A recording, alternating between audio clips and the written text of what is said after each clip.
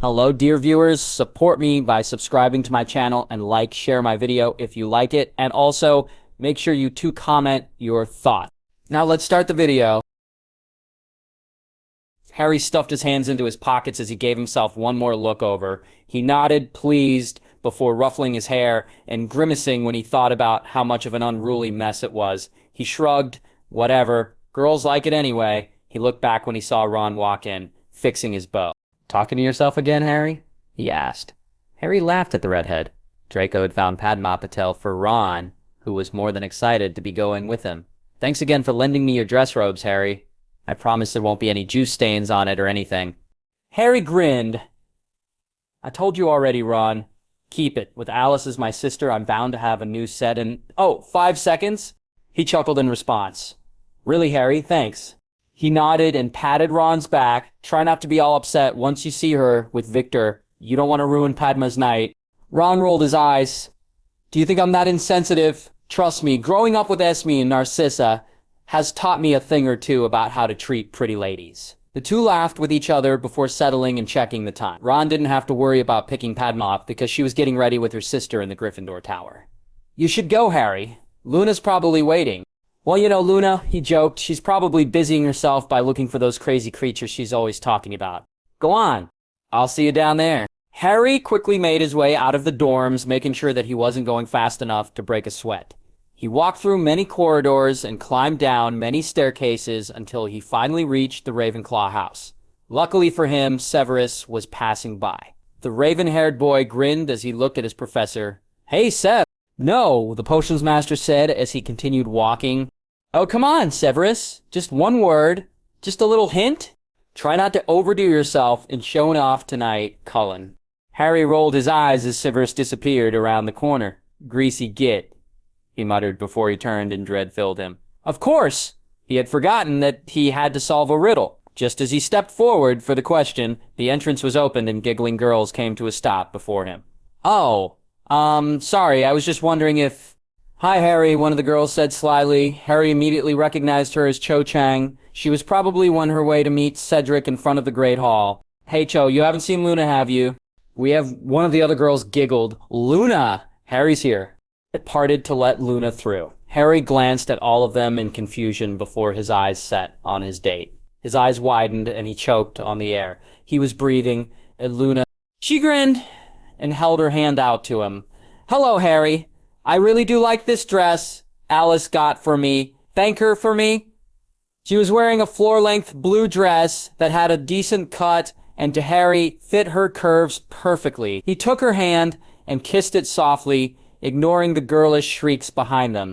"You look quite beautiful, lovely Lady Luna," he said softly. "I do believe this is one of the rare times that I've seen your hair down." She smiled at him. "I hope it doesn't look too casual," she said as she tucked a few strands behind her ear. He shook his head and led her away from the nosy girls. "You look wonderful," he told her. "And you're looking quite handsome yourself, Sir Harry," she grinned, hooking her arm with his as her excitement grew. "I hope you're a good dancer, Harry. We have to look our best for the opening dance." "Yeah," he smiled. "Wait, what opening dance?" Luna looked up at him with a smile. "Surely Professor McGonagall told you that the champions are the first to dance." "Oh, she didn't." "Oh, well now you know now. So are you a good dancer?" He grinned at her and kissed her cheek. "Trust me, Luna. I don't like to brag, but I'm a fabulous dancer." Luna laughed as Harry took her by the waist and spun her off the dance floor and towards their table. "I must agree, Harry," she started. "Your dancing is quite fabulous, just as you said." "Why, thank you, Lady Luna," he said, bowing as he held her seat out. "Did you see Padma? She was so happy to be here with Ron." Luna nodded. She's thought he was cute for ages. She was a bit hesitant when Draco came up to her for Ronald, but she figured it didn't matter. Harry smiled. "Ron seems to be enjoying himself, considering. Hermione does look awfully pretty tonight. Doesn't she?" he asked, as they looked over at Hermione, who was happily dancing away with Victor. Ron and Padma were laughing as they stumbled clumsily around the dance floor. "He never was that graceful," he snorted. "Neither was Padma," Luna giggled. "She curses Parvati for being a decent dancer." The pair waved at Draco as he walked over with Daphne. "How's the start of your night?" he asked. "Lovely," Luna told him with a dreamy voice. "And yours? You're lucky Daphne said yes to you." "Oh, and why's that?" Draco asked with a teasing tone in his voice. "Are there little creatures in my hair today?" Luna frowned. Obviously not, Draco. It's only because you have such high standards that girls get rather annoyed with. Daphne covered her mouth as she began laughing loudly. Harry dropped his head into his arms as he tried to smother his laughter. Very funny, Luna, he muttered as he sat down with his date. Suddenly, the 4 teens were blinded by a bright flash that went off before them. What the bloody hell? Watch that tongue, Draco Malfoy, a voice warned. He groaned. Mother, please go away. She ignored him and walked towards her son's date. Daphne, darling, you look amazing tonight. I don't know why Draco doesn't want to show you off with the pictures he could have. She blushed and thanked Narcissa. Maybe it's because of the blinding light required to take them, he sneered. Harry smiled as the mother and son began to bicker before he turned back to Luna. Are you thirsty? He asked. She shrugged in response. Just a bit. Would you like to go get some punch with me? She smiled and stood with him. The two walked over to the punch table, not noticing Usmai, who was creeping up on them slowly. As they turned to fill each other's cups up, Usmai raised her camera and took a picture of them. She had turned off the flash, but like Narcissa was using a magical camera that would take in the movements of the scene, she smirked before walking away in satisfaction. Success was hers. Ron sat down with Padma and placed her drink in front of her. Thanks for coming with me again, Padma. She shook her head. Really, Ron? I'm happy to be here with you. She grinned at him. You've been thanking me since we left the dorm. I think I understand the gratitude. He blushed and rubbed the back of his neck, sheepishly. Okay, I'll stop, he joked. She laughed at him before her eyes trailed to the dance floor. She glanced at him and sighed. Hermione looks wonderful tonight. Ron's head snapped up, and he saw Padma smiling kindly at him. He frowned in exasperation. Did everyone know before I did? She shrugged with a grin. Pretty much. Then why did you agree to come to the ball with me? She smiled softly at him. I'm a hopeless romantic that wanted to help you get her jealous. And you were always one of the cuter-looking lads, she laughed as she leaned forward and pinched his cheek. He chuckled with her and took her hand. You're a real good friend, Padma. Too bad you're wasting your time with me. It's obviously not working. He pointed to Hermione, who was still dancing with Victor. She patted his shoulder. Well, then let's make it work. She gulped down the rest of her punch before pulling him back up to his feet. Come on, we're the worst dancers out there, but that doesn't mean we aren't having fun. Meanwhile, Luna was humming to the song as Harry guided her around. The two smiled as Ginny and Neville passed by them and swayed gracefully to the music. Can we rest now, Harry? She asked politely. Of course, he told her. They walked back to their table just in time to see Padma and Ron leaving to dance again. He waved to them as they passed before sitting down with Luna. I must say, the ball is much more fun than I thought it would be. She nodded. Me too, Asmi did a beautiful job with the decorations. She's pleased to hear you say that, he said, pointing to his mother, who was covering her cheeks as if hiding a blush. Their view of Asmai was obscured once Cedric Diggory stepped in front of them. The two fourth-years looked up at him, questioningly. Cedric grinned and leaned down. Sorry, Harry, but I just wanted to ask if you figured your egg out yet. He nodded. Yeah, I did. Have you? The surprise on Cedric's face didn't go unnoticed, but they chose to ignore it as pride filled the seventh year's eyes. Yeah, I do. I wanted to come tell you how telling me about the dragons. Harry shrugged. You didn't have to do that, Ced. I know, but don't you worry. I'll find a way to repay you, Harry. He waved slightly before turning and going back to Cho. He's one of the nicer boys, isn't he? Luna commented. Boys can be very nice, Harry defended. He shrunk back at the look Luna gave him. Yes, he's one of the nicer ones. She gave him a cheeky smile and laughed. Like you. Edward alternated his fingers quickly on the piano to produce a perfect trill that echoed in Harry's room. He looked at the picture on Harry's piano. Esme had framed a picture of Harry twirling Luna off the dance floor and placed it in his room. 2 months had passed since the Yule Ball, but Esme still couldn't stop talking about how handsome he looked that night. Tomorrow would be Harry's second task. After they watched him duke it out against a dragon, it was only safe to say that if they were all humans, they would have gone through a nervous breakdown by now. Harry had written Edward a letter telling him to guard the piano with his life, and if anyone came to get it, to eat them like you've never eaten anyone before. According to the riddle Harry solved, they would be taking something that Harry truly loved, so everyone in the Cullen house was on full alert. Harry assigned each of them something to watch over as he took care of the valuables that he took with him. Edward, however, was left to watch everything since everyone was out. Jasper and Alice were hunting so that the vampire could control himself the next day. Esmond and Carlisle were already at Hogwarts with Remus and Sirius to give Harry extra encouragement. Rose and Emmett were God knows where. Edward suspected that she took him out to buy Harry a gift for completing the second task. If he completes the second task, he shook the thought out of his head and frowned. Of course Harry would complete it. He was a Cullen, and Cullens had determination, bravery, and were always victorious. Edward's hands paused as his eyes trailed to look at the door. The sound of fire called to his attention, and he got up and quickly made his way to the living room. Albus was standing there, brushing the dust off his shoulder. "Headmaster," Edward greeted politely, bowing slightly. "Ah, Edward."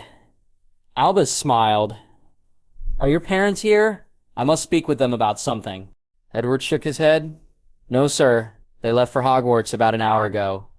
They must be in Sirius's quarters." "Ah, yes, of course. Silly of me to forget." Albus chuckled. "Is anyone else here?" "No, sir." A twinkle in the headmaster's eyes caused the vampire to step back wearily. "Albus? Well then, this will make it much easier.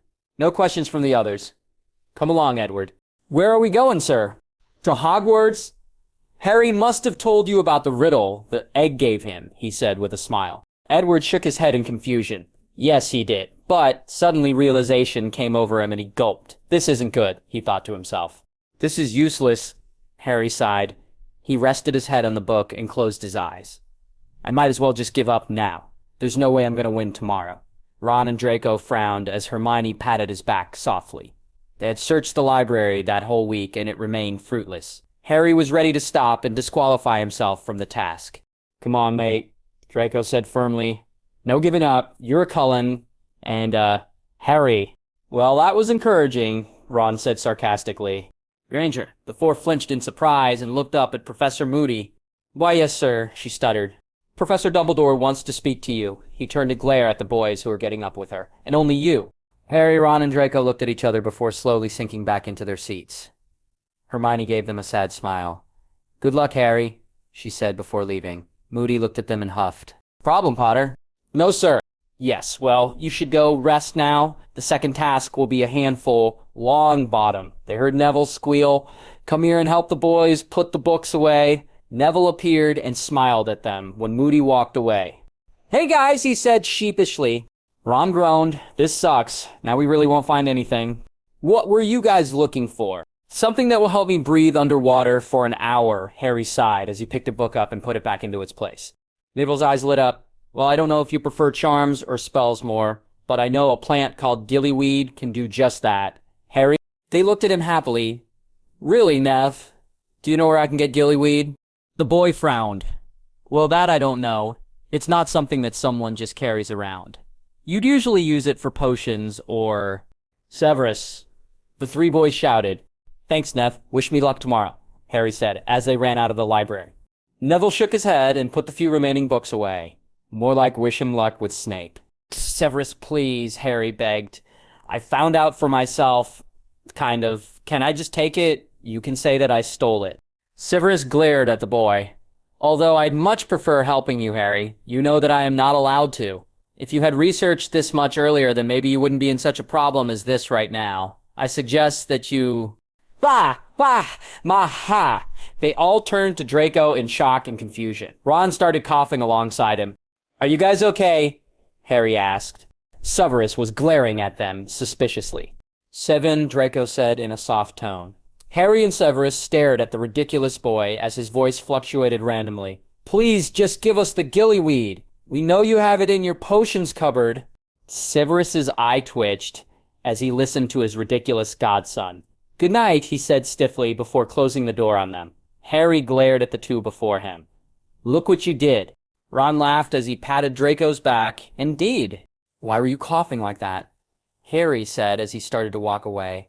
A loud crack to his left caused him to gasp and fall over. So that Master Severus wouldn't hear me, Harry Cullen. Dobby laughed, holding up a jar of gillyweed. Harry stared at it before grinning at his friends. You got... They shrugged and threw it around each other's shoulders. Us guys, they laughed. Harry stood next to Cedric, Carlisle and Esme behind him. His father had a hand on his shoulder, and he was whispering encouraging words to his son. Harry was shaking slightly as he looked at the others. They seemed confident and ready. The fourth year felt like he was going to soil himself. "You can do this, Harry," Carlisle said. "Don't forget how proud we are of you." Harry smiled. "Which stand is everyone in?" Carlisle pointed towards one to their right. When he squinted, he saw Alice and Rosalie holding up Cullen as Ean signs and Emmett and Jasper waving Gryffindor flags. "Where's Edward?" Esme frowned and stroked his hair. "Don't worry, son. He's just running late today." "You're lying," Harry said knowingly. She looked at Carlisle before sighing. "Your brothers and sisters haven't seen him since last night." "Great," he groaned. "The one time I need all of you here, and someone is missing. I needed him to tell me what they took." His eyes widened and he stared into the water. "Oh gods," he whispered. "Dad, welcome. Welcome to the second task of the Triwizard Tournament." Dumbledore cheered as the crowd shouted in excitement. "Each champion must go to the bottom of the lake to retrieve something that has been taken from them. At the sound of my whistle, they will have precisely an hour to recover what has been taken from them." Dumbledore nodded towards all of the champions and they waited for his signal. Harry quickly stuffed the gillyweed into his mouth and swallowed. He gripped his neck and began coughing. "Harry? Harry, son," he heard Carlisle say, but the sound of the whistle cut his father off. He watched the others jump into the lake, but he was still on the stand, his eyes clenched and his fists gripping his shirt. Before they could do anything, he fell over into the water. The two vampires stared in horror. After they recovered from their shock, they turned to look at the headmaster. "Albus!" Esme gasped. "Harry." Just as his name was said, the boy came rocketed out of the water and dove back in with a cry of happiness. Esme grinned as she laid a hand on Carlisle's chest. "Never mind, he's okay." Under the water, Harry was looked at the watch Hermione had waterproofed for him a while back. Only 2 minutes passed, so he had plenty of time. He looked around wearily before swimming ahead. "I'll find you, Edward," he promised himself. He swam around, looking around in every direction to make sure there weren't any threatening creatures, and to see if he could find his brother. After a few more minutes, his eyes lit up when he saw 4 people floating next to each other, chained to a large tail-shaped stone. He made his way to Edward as quickly as he could, knowing that the mermaid was watching him closely. He looked at the other faces, Chi-Chang, a girl who looked a lot like Fleur, and Hermione. Harry looked distraught. He moved over to Hermione, but another mermaid intercepted him and brought her trident up to his throat. "Only one," Harry heard it hiss. "She's my friend, too," he pleaded. The mermaid shook his head and pushed him away. He sighed and held onto Edward's arm tightly. If they weren't going to let him take the others, he was going to wait until the others came for them. Those who were watching began to fidget nervously. The time was at its halfway point, and no one had come up yet. Draco and Ron were still looking around the stands for Hermione. The Cullens were quiet. Alice was too distracted, worrying about Harry and wherever Edward was, to look at the future. Jasper had an arm around her while Emmett was holding Rosalie tightly. "You'll be the first one out," Emmett whispered. "Just you watch." Suddenly a head popped out of the water and they pulled Fleur Delacour out. Her schoolmates cheered until everyone saw the look of sadness on her face. Dumbledore raised a wand to his throat and announced what had happened. Fleur Delacour was attacked by the Grindylows and has been taken out from this task. Dumbledore leaned towards her and Fleur's head fell into her hands. Those who were close enough could hear her scream, "Gabrielle." Harry looked at his watch and began to fidget. Where was everyone? A happy smile came onto his face when he saw Cedric swimming towards him. He waved at the boy, and Cedric waved back with a grin. He swam over to Cho, took his wand out, and freed her from her chains. He hooked his arm with hers and pulled his hand towards himself, telling Harry to come with him. Harry shook his head fervently and pushed his hand against the water, telling him to go on. Cedric shook his head with a smile. He saluted the boy and swam up as fast as he could, holding his girlfriend. Victor came shortly after. Harry's eyes widened when he saw that he partially transformed himself into a shark. When the boy had trouble freeing Hermione, he finally broke the chain with his jaws and grabbed the end of it, pulling Hermione with him. Harry closed his eyes.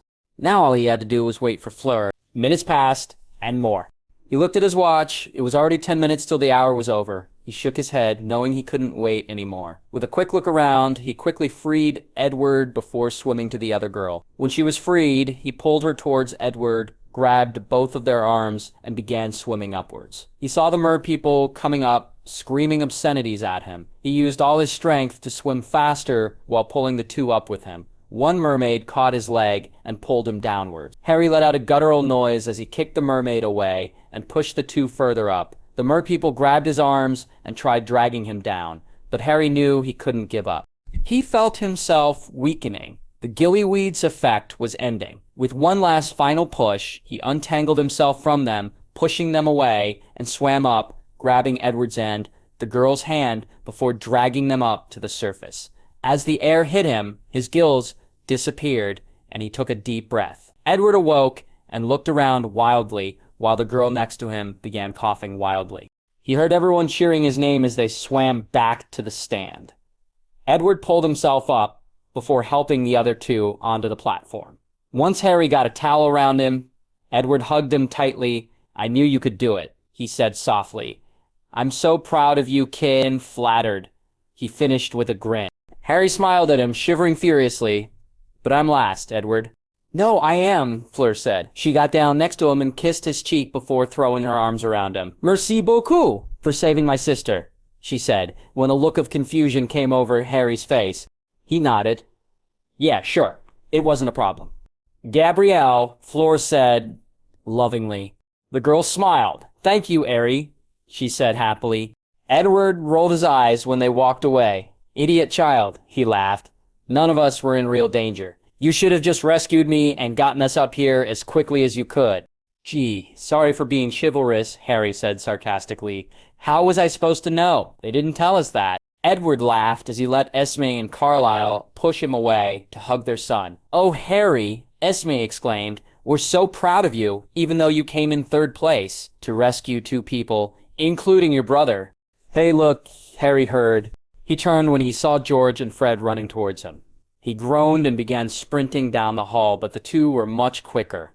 "It's the boy with all that morale fiber." "Please stop," he moaned. "Oh, he's a jolly good fellow with a lot of morale fiber," they sang. "Please leave me alone." You know, morale fiber is the best thing you can ever have. "Go away!" A few minutes later, he had lost the twins. He found Ron sulking around and brought the boy along with him to the kitchens. His best friend still hadn't said a word, and the silence was making Harry uncomfortable. "What's the matter with you?" he finally asked. Ron shrugged and looked away. "Oh, come on, mate. You've been acting like this since yesterday." The redhead snorted and glared. "I'm fine." "Obviously not. Just leave it, Harry." "Gods, you're annoying." "I'm annoying?" he exclaimed, outraged. "I'm not the annoying one. The annoying one is that stupid Git Crumb."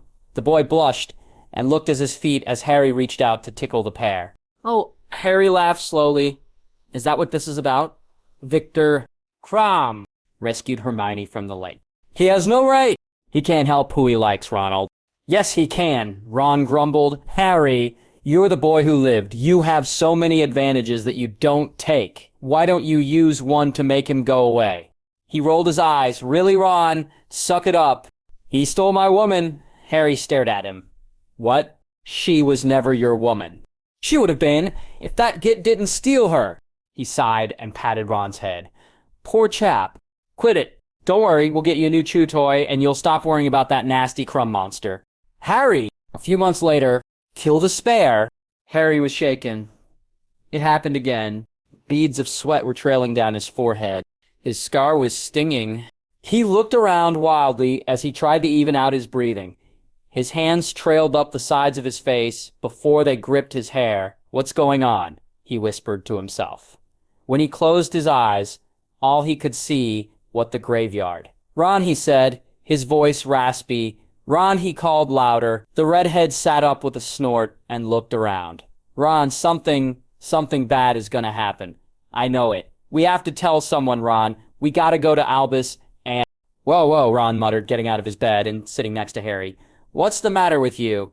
"Ron, I had a dream, and I just know that I know something bad is going to happen. It's all I've been seeing. We have to stop it before something happens."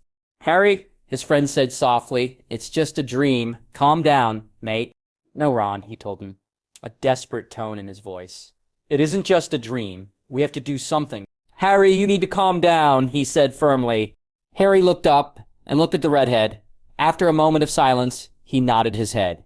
Yeah, I need to calm down. Ron suddenly looked hesitant. Harry, maybe you should see Albus. No, Ron, you're right. I just think the disappearance of Crouch got to me, and the maze, God's the maze. He pushed the covers off. Ron, after Crouch disappeared, I stayed in Albus's office for a while. I saw pensive, and when I looked in, he looked at his friend. Crouch had a son who was a Death Eater. He was one of those who were at fault for Neville's parents, he whispered. And Crouch Jr., he's been in these dreams that I've been having, Ron. I don't understand what's going on anymore. Ron looked down as he saw Harry's head drop and disappear in his arms. Something bad is coming. I know it, he heard his friend say. Harry looked around nervously before turning back to his breakfast. He pushed his eggs around and watched the yolk leak from it. The bacon was lying on the edge of the plate, while the edge of his toast was turning yellow from the yolk. You have to eat, Hermione nearly begged. You have to be ready for tonight. I'll just puke it all out anyway, he groaned. Just try. Okay, mate, Ron said. Harry nodded as he picked at his egg and raised it up to his mouth. He showed them that there was something on the fork before putting it in his mouth and letting out a sarcastic yum. Good boy, Hermione grinned. Now eat your vegetables. Yes, Mother, he grumbled. What'd you call me? She snapped. He called you Mother, Hermione. Stop henpecking him, Ron said as he rolled his eyes. If I weren't here to discipline him, then he'd be easily influenced by you and become a slacker. It's not slacking. It's relaxing a bit and having fun. Not everyone has to stick up their... How dare you, Ronald Weasley? You'd think they were dating, Ginny said loud enough for them to stop and everyone to laugh. Hermione blushed while Ron glared at his sister. Harry felt a fraction of his tension disappear, and he smiled thankfully at Ginny. The girl winked at him and kicked her brother under the table. Oh, Ginny, what? She gave him a look telling him to say something to Hermione. Ron cleared his throat and turned to her. Hermione, he started. She looked at him and nodded. All right, never mind, he said, and turned back to his food. Hermione frowned in confusion while Ginny smacked her forehead in exasperation. Fool, she muttered. Everyone turned back to their own business, except for Harry. The emerald eyes looked shocked when his brothers came in. A smile came onto his face, and he got up and ran to them. Hey guys, he said happily. You're really early. His voice was echoing around the hall. We know, kid, Emmett grinned. We just wanted to see the champion a bit earlier. Jasper nodded. The others will come afterwards. We just wanted some brother bonding time before you throw yourself to a questionable death. Emmett and Edward frowned while Harry scratched his forehead. Thanks, Jasper, I guess. The blonde vampire shrugged and looked away, crossing his arms. Edward cleared his throat noisily. All the students were leaning in. The brothers weren't talking very quietly, and of course they were rather curious about the Cullen family. Anyway, Edward started. Father told us that you've been having nightmares? Something about a graveyard? Harry looked around. Yeah. Want to quiet down a bit, Edward.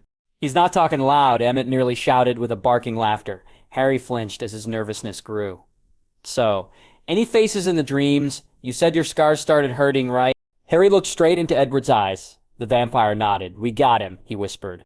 Harry, just calm down, Carlisle said, worriedly. Just a few minutes ago, Albus had flued him, telling him that Ronald brought Harry to his office. Once he stepped through with Esme and the children, they found a distraught Harry shaking on the couch. Albus, do you know why these dreams are coming to him? His scar couldn't possibly be hurting. The Dark Lord was defeated.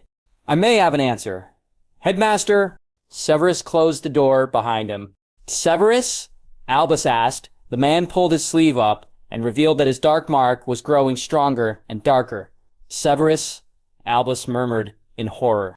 I flued Lucius, he said stiffly. It's happening to him as well. If Harry's scar is hurting him and the dark marks are coming back, without a doubt, he's getting stronger again. Why didn't he inform us of this before? He's one of the most trusted... Not anymore, Severus responded. They're beginning to doubt him just as much as they doubt me. You should remember, Headmaster. Lucius nearly lost his mind when he saw Draco writing in Riddle's diary. He gave it to Nod as fast as he could. Forget all of that, Emmett said, crossing his arms. The bigger problem is that someone's trying to raise Moldy Shorts, aren't they? The old headmaster sat down with a sad sigh. The question is, who? Sir, Severus said, I may have an answer to that as well. What is it, Severus? Rosalie asked as she sat down and held Harry close to her. He let out a deep breath. Since the start of this year, ingredients from my stockroom have been disappearing, all that are associated with Polyjuice potion. I don't think it is any coincidence that your precious Alistair Moody takes a flask out of his jacket every hour and takes a quick gulp from it. They all looked at the potions master. I knew there was something wrong with him. Harry exclaimed. Ron nodded in agreement from his seat on the other side of the room. The man showed us unforgivables in class, he said. Surely, you jest, Albus said in shock. Ron shook his head. All of us were too shocked and scared to say anything to anyone else. Neville and Harry, he looked at his friend, apologizing. They nearly fainted from the demonstration, sir. Alice raised her hand as his eyes glazed over. Oh, she sighed. This will be easier than running a mile in half a second. Edward looked up and nodded to Albus. The headmaster stood and pointed a wand at Moody. Severus, he called. The potions master stood and took a vial of a water-looking potion out of his pocket. A smirk came onto his face as Emmett and Jasper quickly made their way up to him and took him by the arms. The students rose in shock and watched the two large vampires pull the protesting man out of the great hall. I hate to say this, Severus told Harry as he passed him, but I feel ridiculously sadistic right now. Get the champions, Harry, Edward told him. Moody won't stop thinking about the maze and the cup. You're not the only one in danger. Harry nodded and walked up to the professor's table.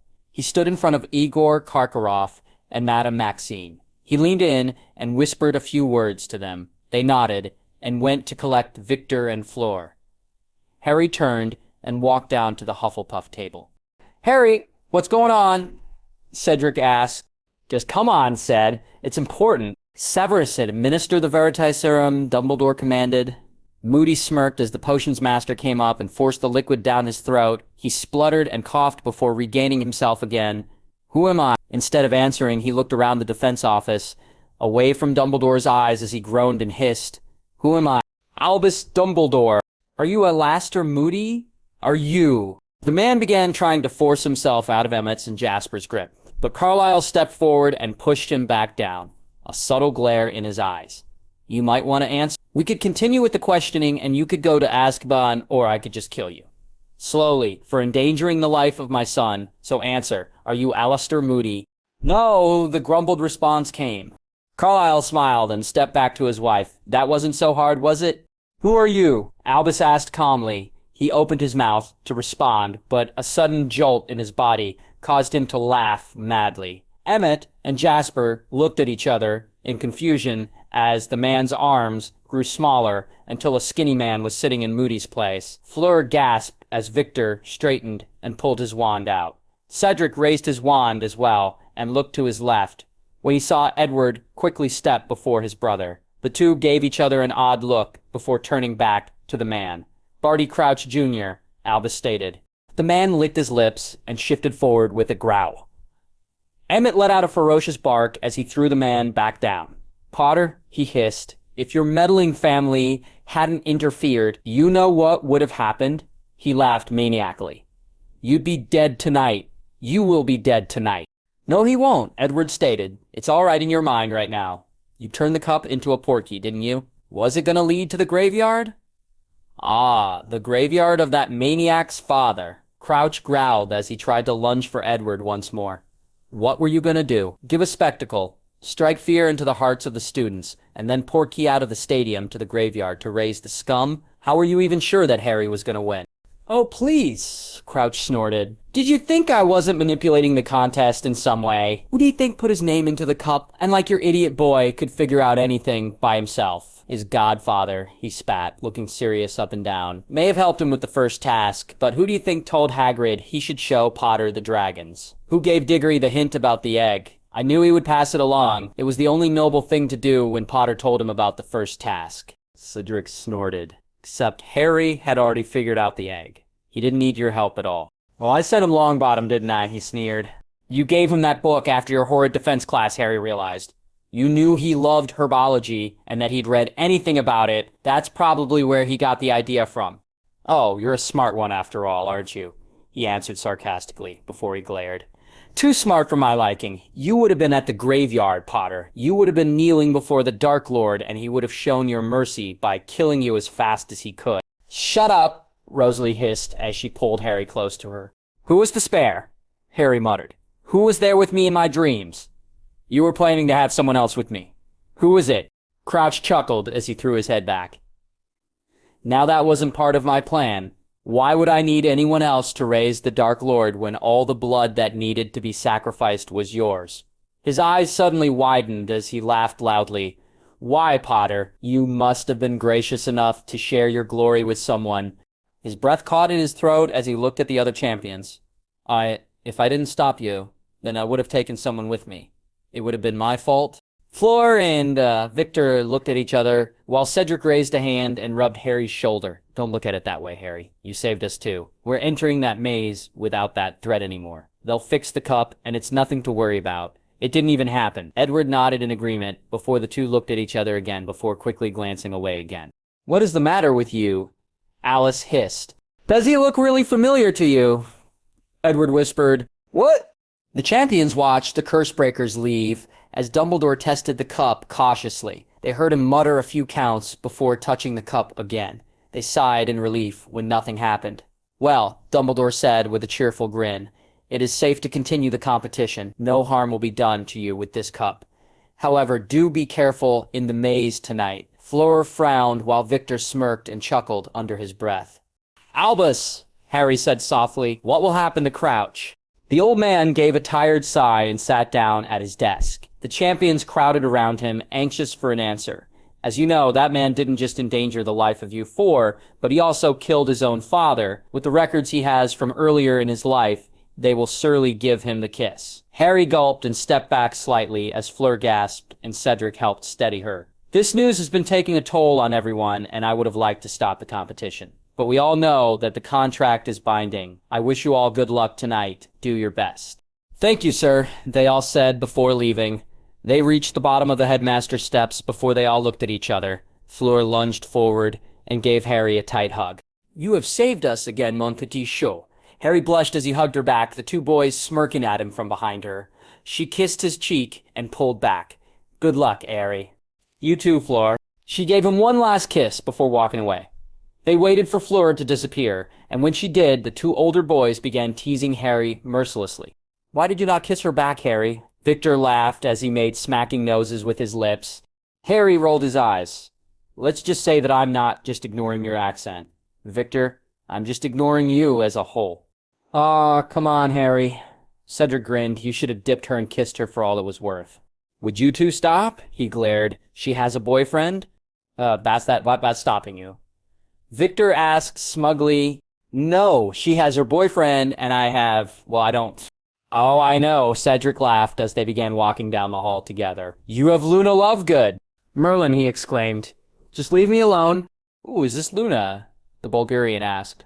His date to the Yule Ball, Cedric answered before Harry could. Harry's completely in love with her.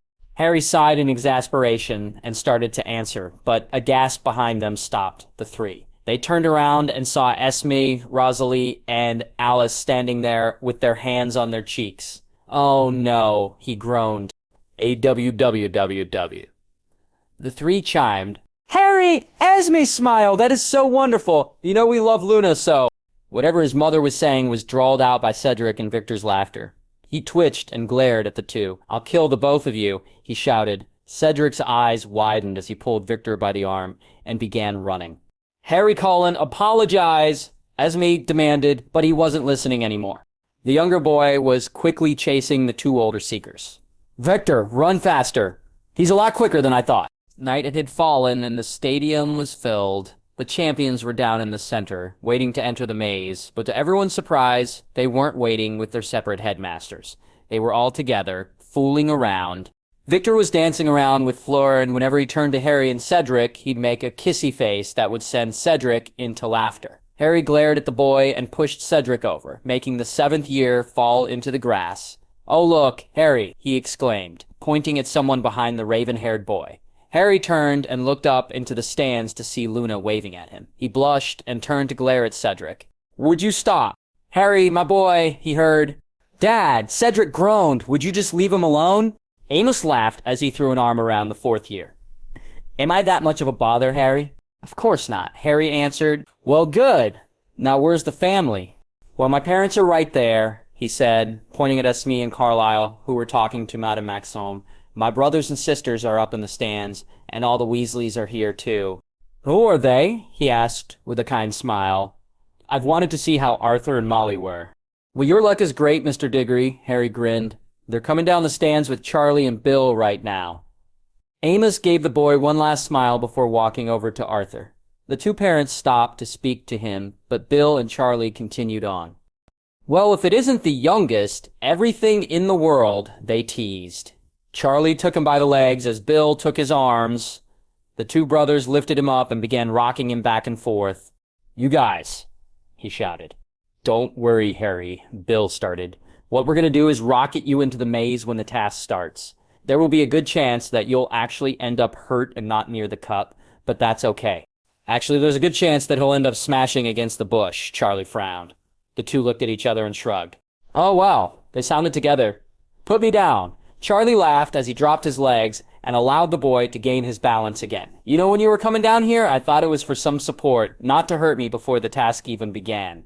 Bill, Charlie laughed. We've hurt his feelings. Come on then, let's lift him up again.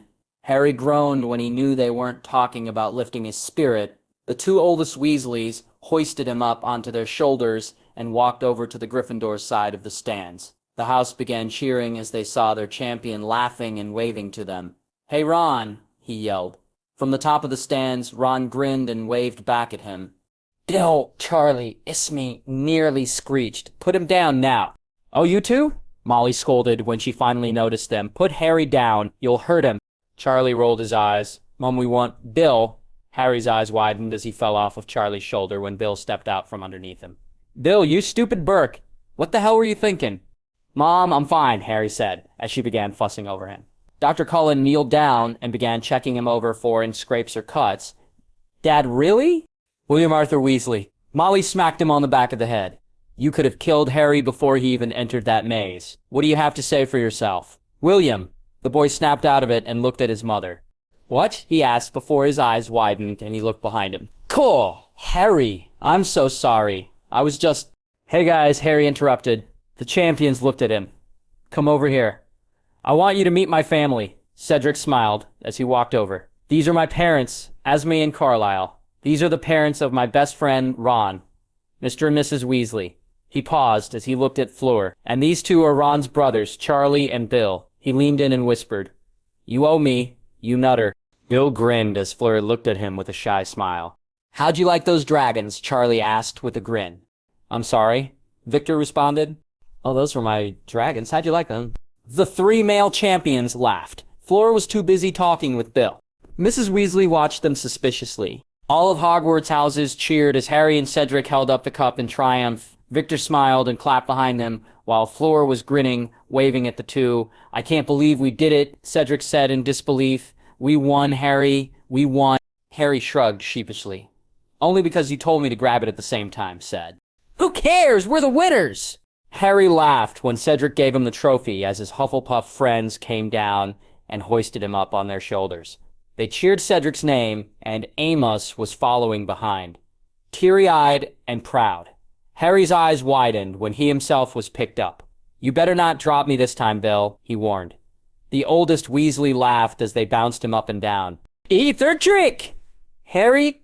For once, Harry loved the attention he was getting. It was finally summer, and the only work Harry had to worry about, he had already finished. The boy took one last stretch before he looked around his room.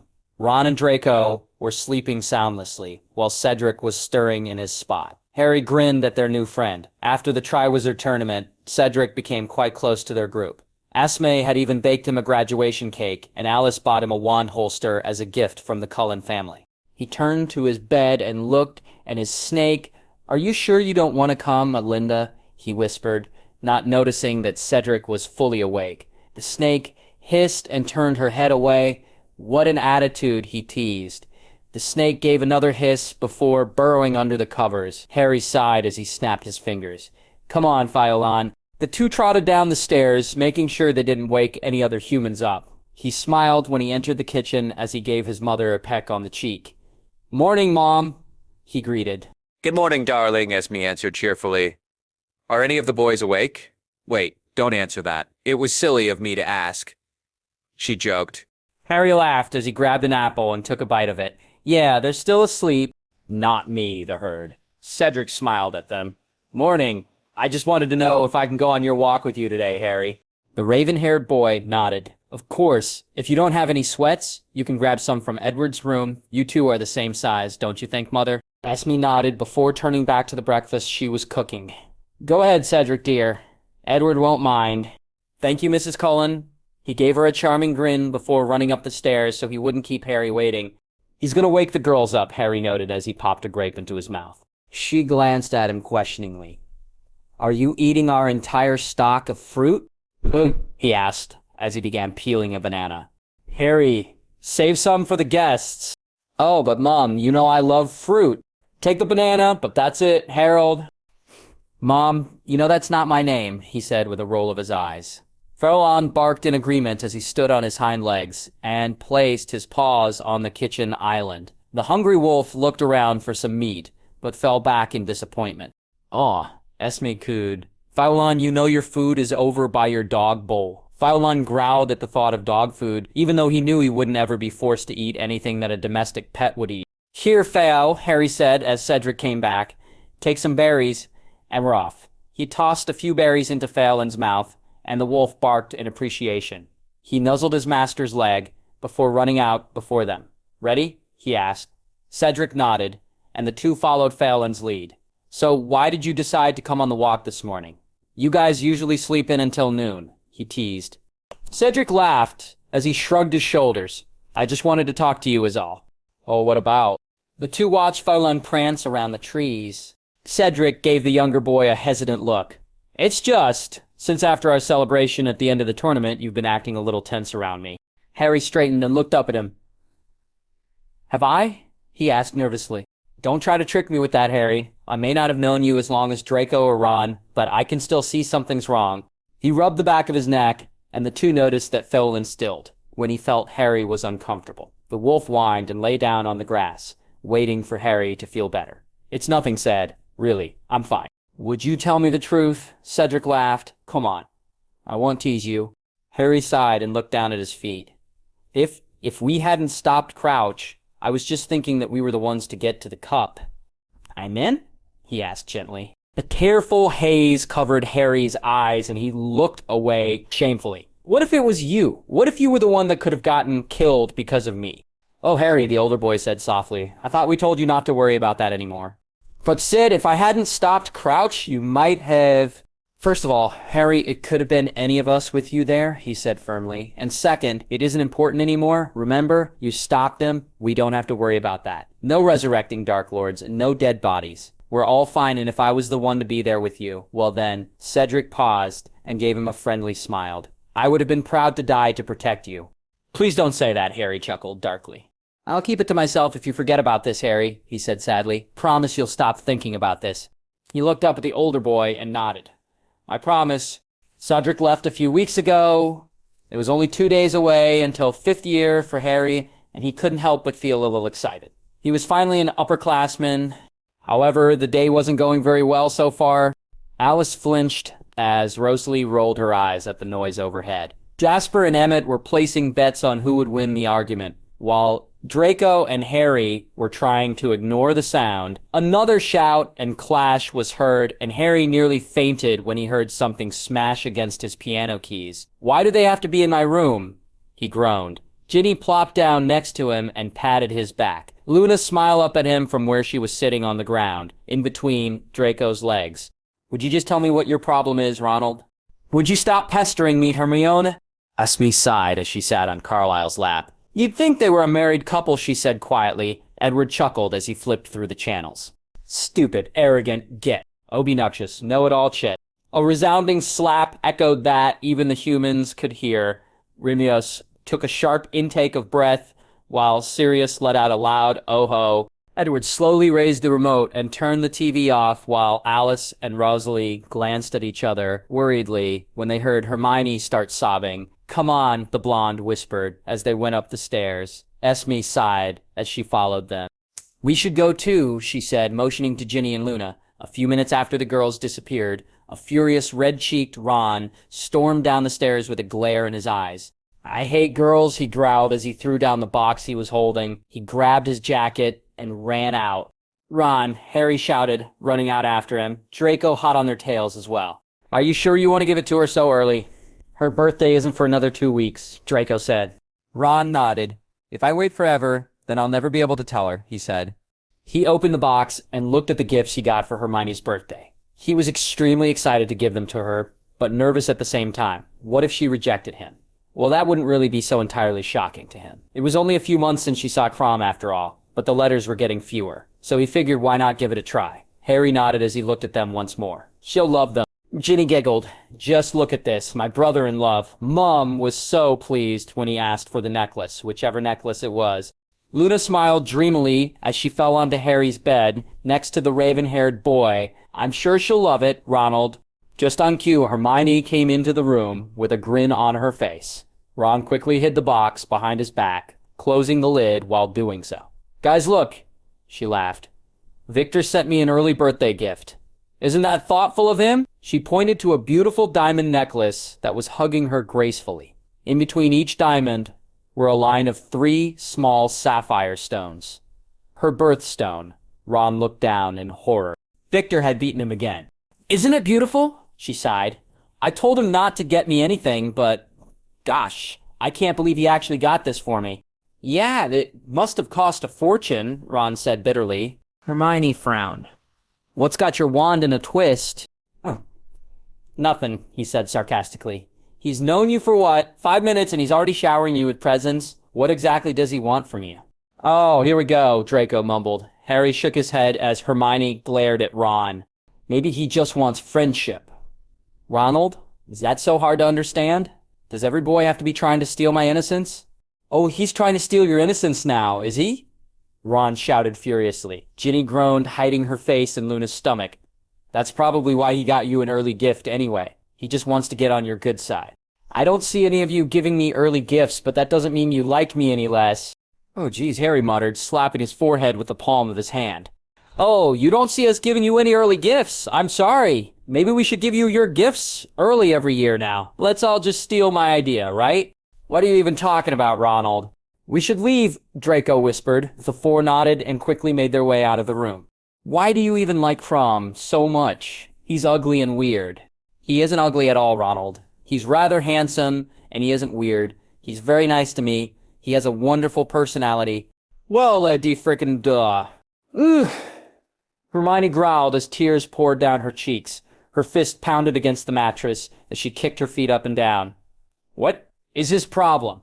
Esme looked at the other girls, knowing exactly why Ron overreacted. I don't know, darling. Boys are just boys. Do you want me to flirt with Narcissa? She told me she went through something like this with Lucius, back in Hogwarts. Alice scurried over towards the fireplace for her in the guest room and stuck her head in after she called out Malfoy Manor. A few minutes later, Narcissa stepped through with a caring smile on her face. Oh, darling, she laughed. What's happened this time? He's being an absolute jerk. Hermione scowled. I don't even know what his problem is. He was such a big fan of Victor and all of a sudden he became a Triwizard champion and he's hated his guts. Narcissa glanced at Esme knowingly. Rosalie patted the crying girl's hair down before clearing her throat. Sweetie, did you probably think that maybe Ron has a crush on you? Alice nodded in agreement. She laughed at the idea. That's ridiculous. He's screaming at me too much to have any other emotion but annoyance for me. Ginny looked around, trying to avoid Hermione's glare. Gin, the redhead cleared her throat and looked at Luna. It's not true, right? Well... Luna swayed her head to the side with a smile on her face. Ronald was going to ask you to the Yule Ball. What? Hermione asked in surprise. Esme looked satisfied, slightly proud that she was right about her suspicions of the ball. The eccentric blonde hummed. He went off to ask you, but you had already said yes to Victor just moments before. What? Ginny told me so. Hermione glared at the redhead. Is she lying? Ginny frowned. No, he realized he had a crush on you and figured he would ask you to the ball as a way to tell you the truth. In fact, he figured that he would try and tell you again, so she trailed off when she realized what she was saying. Never mind. Now, what were you going to say? Esme glanced at Narcissa with a hesitant look on her face. The Malfoy raised a brow in question, waiting for a response. Did you hear what Ronald wanted to do, Esme? Alice and Rosalie shook their heads, warning her not to say anything. She cleared her throat and looked away uncomfortably. It's not really my place to say. Oh, please, Esme. I need to know, Hermione pleaded. A knock on the door interrupted them, and with a quick turn of the knob, the door swung open. Draco stood there, with a sour look on his face, his arms crossed. Harry was behind him, warning the blonde not to be rude. Here, the Malfoy heir said, stiffly. He threw a box at the bed, and it landed right at Hermione's feet. Eat it up, Heartbreaker, he sneered, before pushing Harry out of his way and walking down the hallway. Draco Malfoy, Narcissa said in horror. She got up and followed him quickly. Young man, you get back here and apologize. Harry ran a hand through his hair and gave Hermione a friendly smile. Sorry, Mayon, he said. You know, Draco, he's very protective of Ron and me. We're like the brothers he's always wanted. He'll start thinking clearly in a few days. He's just upset at seeing Ron, so he stopped abruptly before he could say more than he should. Yeah, I'm gonna go try and help Narcissa. Hermione shakily picked the box up that was decorated in chicken scratch written Happy Birthday all over. She pulled the lid up and looked in to see a smaller, wrapped box sitting next to a smiling doll. An ugly, fierce, but smiling troll doll. She let out a laugh as she picked it up and placed it on her lap. Do you know what this is? Hermione asked when she pulled out the wrapped present. Ginny shook her head before giving her a thoughtful look. I mean, I know what it is, but I don't know which one it is. Hermione tore the paper and tilted her head to examine the slim felt case. What is? She gasped when opened it. Her gift from Victor was truly divine. No matter how the sun hit it, the diamonds shone vividly and made her eyes light up. Victor probably had to pay so much and take a lot of his time up to find such an ideal necklace. But this was a simple sapphire stone shaped as a teardrop, hanging from a plain black necklace band. And for some inexplicable reason, Hermione knew Victor's gift couldn't compare. It's beautiful, she whispered. Hermione, Ginny breathed. They all looked at the youngest Weasley, who was staring at the necklace in shock. That necklace, that's the necklace my dad gave Mum on one Mother's Day. No wonder Mum was crying. She snorted, and why she gave him a talk about giving this to you. She shook her head, horrified. I can't keep this. This must be so special to your family. It's obvious, she said firmly, that you're important to Ron, making you important to us. She blushed. We're only 15. Even if Ronald and I do... you're thinking about it, are you? Luna asked slyly. Her blush grew darker. This is all so sudden. I didn't even know he liked me. How do I know what I feel about him? I mean, sure. I feel something a little. Darling, Esme said, pacing an arm around her shoulders. If Ron is the kind of boy that we know he is, I'm sure he can wait until you're very sure about this. What if I'm not sure about this? She asked desperately. Well, then Ronald will understand, Ginny said with a roll of her eyes. And if he doesn't, I'll beat him up until he does. Harry, Ron, and Draco walked into the great hall behind the other fifth years. The morning after the fight, Hermione had to leave because of a family emergency, and when they got back to school, the girls were swarming around her, asking if she heard from Victor. This gave them a 0% chance of seeing her until everything settled down. Ron was fidgeting nervously while Harry looked around for her excitedly. Draco let out an irritated sigh as he crossed his arms. Where is she? He asked impatiently. I can't just stand here. I have to go to my table. Just sit with us, Ron said with a shrug. Draco gave him a look of disgust. There are only so many Gryffindors I can take. You're always in our common room, Harry scoffed with a roll of his eyes. That doesn't mean I sleep in the same dorm rooms. You're not making sense. You're not making sense? Oh, I missed this. They heard someone laugh behind them. Hey, Nev, Ron grinned. Hey, guys. Sorry I couldn't come this summer. The boy apologized. He blushed and rubbed his neck sadly. Volunteering at St. Mungo's. The three smiled kindly at him. I have to go to my table, Draco said. Tell Hermione I said hello, and that just hello. Neville frowned as he watched the blonde walk away. What's wrong with him? Harry grimaced while Ron looked away guiltily. Draco acted a bit mean to her. What? Why? Draco is always so protective of you guys. Of us, Neville, Harry said softly, including Neville in their group.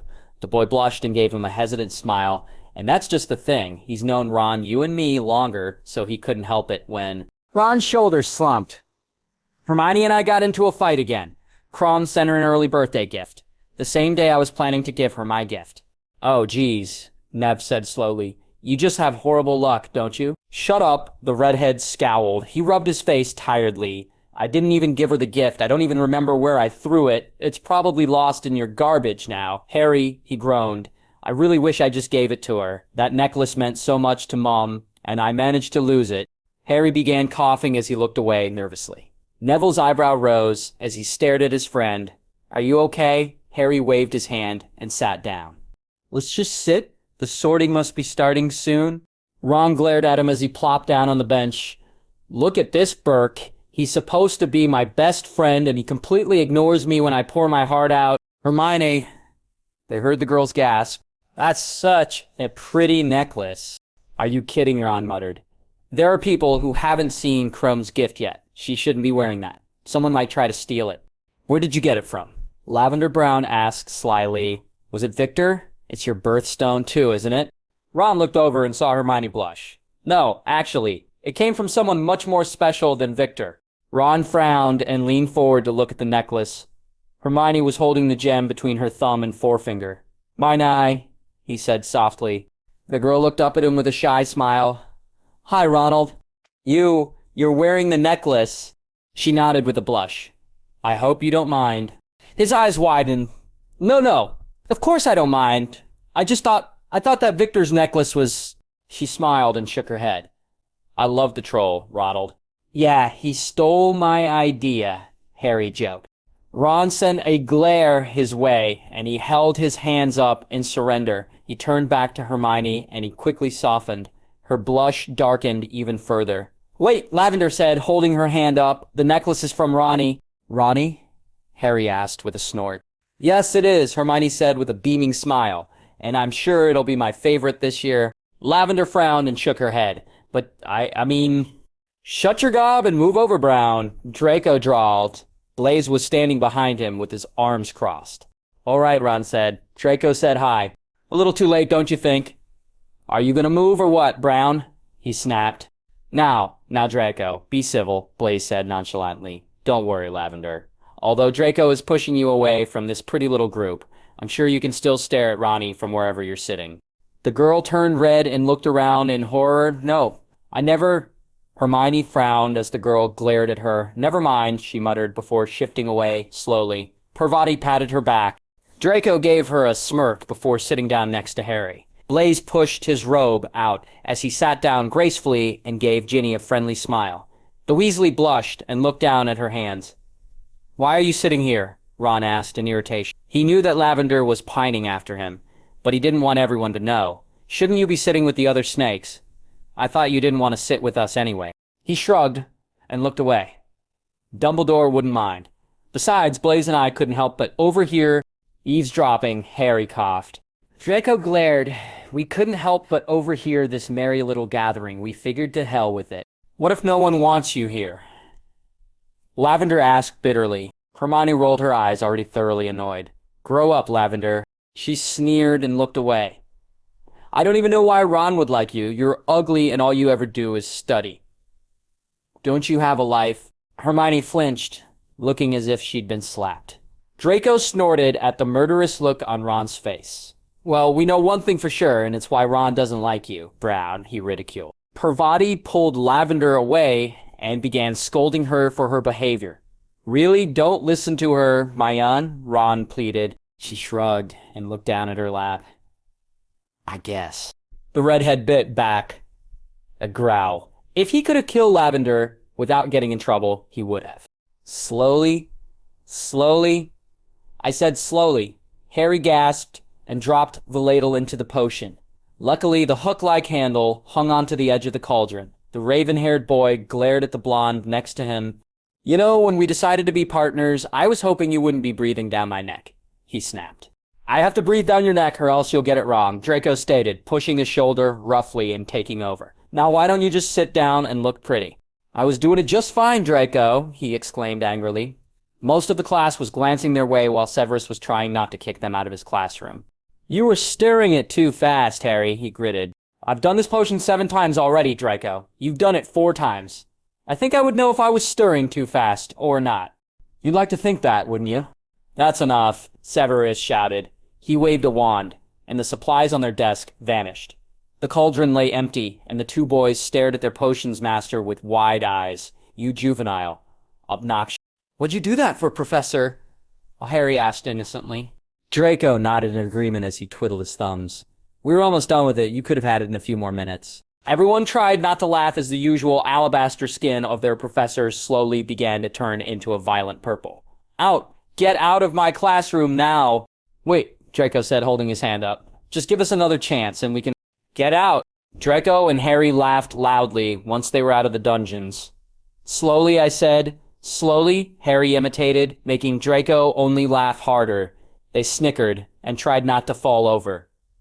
"Okay, now that we finally got kicked out of class, no thanks to you." "Hey, it would have looked suspicious if I started berating you in the beginning of class. Ron's gonna be upset that we didn't take him along." "He doesn't look so upset with Hermione by his side," Draco said with a smirk.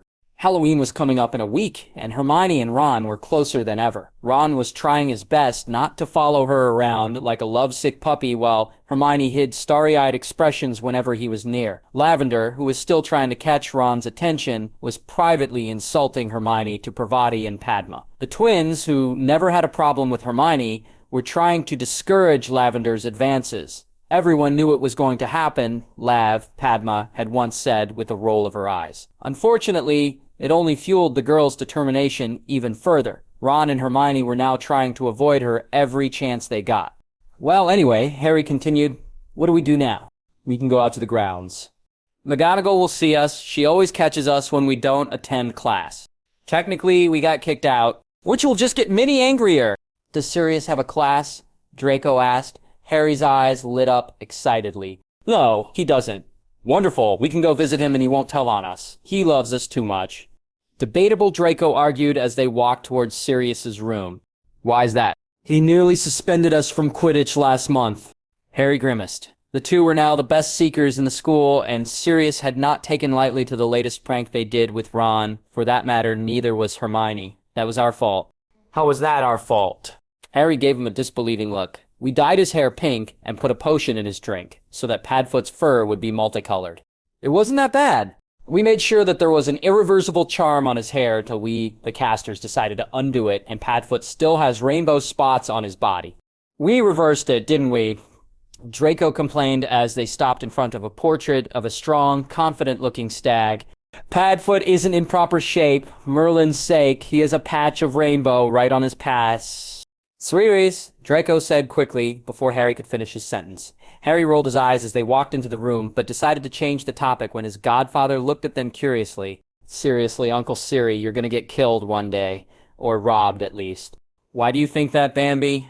Draco snorted before waving towards the entrance. "How about the oh-so-original password?" "Stupid," he drifted off. "Hey," Sirius defended. "No one will ever think that my password is my name backwards. And what are you two doing out of class?" "Hell, Sev kicked us out." "What? Why?" "We were annoying him by making him think we were annoying each other." "Yes," Harry agreed. "We spoke on the way here about how Ron won't be pleased to know we left him there to skip class. But I also noted that he should be fine in the capable hands of Hermione," Draco said. Sirius laughed and ruffled his own hair before falling back down on his couch. "Sevie darling must be so irritated now. I must thank you, for he will be much easier to aggravate at dinner tonight." Draco and Harry grinned at him before sitting down as well. "So, you want to play with the big dogs today, do you? We could always call Mooney over. The old wolf is being coddled by your mother, Harry. I think it's time to save the poor man."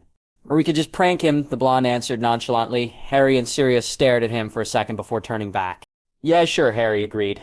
"We'll have to wait for Ron, though. Make sure that Hermione won't find out, too." "We're gonna prank him, serious?" The older man nodded his head thoughtfully. "Yeah, we're gonna prank him." Remus Lupin was not a happy man. Oh no, he really wasn't. Rosalie had buried her face into Emmett's shirt, trying to smother her laughter. Jasper's lips were twitching in amusement, while Edward's snorts sounded every few seconds.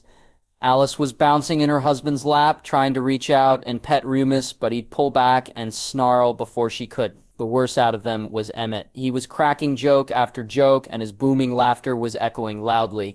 What in heaven's name is going on in Esme, who had just walked into the room, stopped and stared at Remus in shock. What? I don't know. Okay, he shouted angrily, crossing his arms. What did you five do? She demanded. What makes you think we did anything?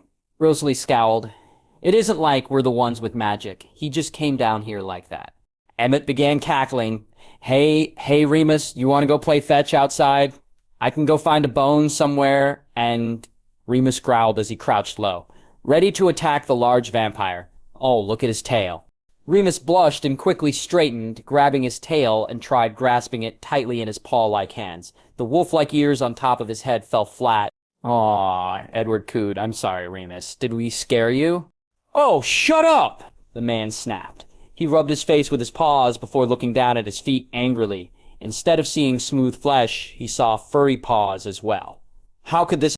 His eyes lit in recognition, and all the laughter in the room stopped. Serious. When do you think he's going to realize? It was us, Ron asked as he brought the chocolate frog up to his mouth. Draco shrugged as he levitated the coffee table. He's smart. I suspect he'll realize soon. Harry nodded in agreement. Hermione will kill us. Not if she doesn't find out. How do you think we'll accomplish that? Draco snorted. She pretty much knows everything we do. Fair enough. A sudden thump was heard in Sirius's bedroom before the man crawled out with fear on his face. Run, he shouted. The three boys shot up in surprise before laughing hysterically when Remus pounced on the cowering man. Mooney, do you think this is funny, you juvenile arse? They helped me. Uncle Sirius, Harry gasped as Ron and Draco looked away, affronted. How could you blame us for helping you prank Uncle Remy? Especially with such a joke. You little bugger, Sirius growled, trying to escape Remus's grasp. It was your idea. I can't believe you're accusing Harry of this, Ron said, shaking his head sadly. Remus's face turned red as he pulled Sirius up by his collar. It's one thing to prank me, but then to accuse those defenseless boys. If I calculated the time right, they would have all been in class during that time. Sirius Black. That's right, Draco said indignantly. I'm horrified that you'd try and use us to Uncle Sirius. Really, I am. Bet. The man gaped. Those cheeky little... Harry, Ron, and Draco fell into laughter as they supported each other from falling. Draco wiped his cheek as if brushing a tear off, and Ron's ears were turning beet red. Harry sighed with a smile on his face. No, yeah, we helped him, he told Raymond. Harry James Cullen, he heard, and in horror, he noticed it had not come from his werewolf godfather. Carlisle stepped out of Sirius's room with an angry look on his face. You are in serious trouble, young man. And just you two wait until I tell your fathers. Draco and Ron gulped. All amusement gone. In fact, all of you better hide because I'm telling your mothers first. No, don't, they begged. Sirius gripped Carlisle's feet tightly. She may just be a portrait, but she's a bloody annoying one. Not you! Carlisle snapped in irritation. Boys, apologize. Sorry, they all muttered, looking down. Remus rolled his eyes and crossed his arms. I look ridiculous, he said with a pout. Harry, I can't believe you were skipping classes, Carlisle said, ignoring the man. But I wasn't. It was during a free period. Ron snorted. If you two had gotten me kicked out of class as well, we could have done it earlier than our free period. His eyes widened and he slapped a hand over his mouth when he realized what he said. Draco groaned and glared at him. Get going, Weaselby. Excuse me? The blonde vampire hissed angrily. Harry started hesitantly. You're gonna tell Mom, aren't you? Harold. You two are really being unreasonable about that. It seriously isn't my name. I don't know if you're gonna realize that soon or not, but... Harry James, stop stalling. Draco cleared his throat. Well, Harry and I were working very hard in potions, and Uncle Severus unreasonably threw us out of the classroom. Before Carlisle could say anything to scold them or accuse them of lying, the portrait swung open and Severus swept in holding a vial in his hand. Mutt, send this to the werewolf with my oh-so-best regards. Oh, and do talk to that brat, godson of yours. His disruptive ways in my class are becoming unacceptable. The man trailed off when his eyes turned to look at Remus. The potions master's lips twitched before he fell into peals of laughter. What in Merlin's name happened to you? Harry nearly squealed in pain as the hooded man tugged on his arm and took the dagger he was holding to make a large cut in the boy's arm. "What?" he breathed, as tears streamed down his face. The humility and embarrassment of crying in front of his enemies was enough to kill him right there. "What are you doing?" Your family will do nothing," the voice laughed mockingly. "Do you think they really want you? You were abandoned by your parents and thrown away by your relatives." "My parents died fighting the dirty likes of you." The covered hand reached out and struck him across the face. Harry's jaw fell open in surprise before his head was pushed up by the hand grasping his chin tight enough to bruise. "What makes this family any different from the people who just don't give a damn about you?" the man hissed into his ear. Harry glared at him and tried to lunge forward, but was held back by the binds that were chaining him to the wall. "They'll find you, and you may kill me today, but once they find you, you sick bastard, they'll rip you to shreds." The man shrugged nonchalantly before picking up the dagger and tapping it against the cauldron in the middle of the room. "They can try, Harry Potter. Unfortunately, someone is out taking care of them right now." Harry let out an enraged roar as he fought as hard as he could against his chains. "Dad," Harry whispered. He knocked on the door again, tears streaming down his cheeks. His voice was so soft that he wouldn't be shocked if the vampires didn't hear him. Clearing his throat, he called out for his father again. He heard a thump and a few giggles, which would have caused him to blush if he wasn't so upset. The door opened and he looked up sadly into the eyes of his father. Carlisle's face was suddenly flooded with worry and he began to wipe his son's face. "Harry, my son, what has happened?" "Harry?" he heard. Esme appeared next to her husband and gasped at Harry's appearance. "Darling, what's wrong?" she cooed, pulling him into the room and wrapping her arms around him. "Mom, I had another dream," he told her, trying to level his breathing. I'm sorry, this is really stupid." "No, darling, we believe you." "That's not what I'm talking about." He nearly stuttered. He looked down at his feet and he suddenly looked like a young boy again, all maturity gone. "Harry?" Carlisle asked softly, closing the door behind him. "I don't want to sound like a kid, but..." "Darling," Esme said with a mother's intuition, "would you like to stay with us tonight?" she asked, knowing it was embarrassing for him as a 15-year-old to be asking to stay in his parents' bed for a night. Harry blushed and looked away, sudden pride reappearing. He answered hesitantly. "Why would I want to do that? So stupid." Esme gave him a kind smile before lying down on the bed and opening her arms to him. His blush darkened as he climbed in, under the covers, and let out a deep sigh when she held him close. "Sorry," he apologized in shame. "Don't be embarrassed, darling," she whispered into his hair. "Go to sleep, Harry. Forget about the bad dreams for now."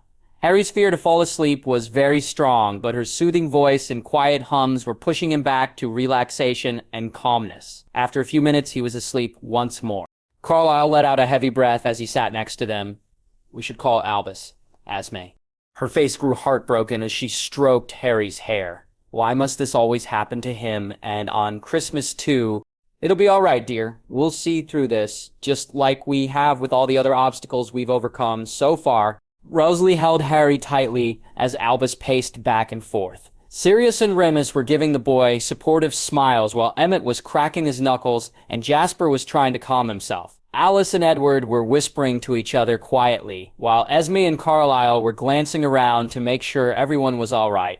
Harry, the old headmaster, started. His voice was weary and worn out, not like his usual cheerful tone. "I believe that if your dreams are visions like before, that someone is attempting to raise the Dark Lord once more."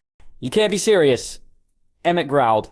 "I would not jest about such a matter," Albus said gravely. "Taking a person's blood and dripping it into a cauldron, only the strongest, most potent potions and elixirs are made with the blood of a human, with only a few exceptions." But Polyjuice potion only requires hair," Harry protested, not wanting to believe that they may be getting close to another attempt to bring Voldemort back.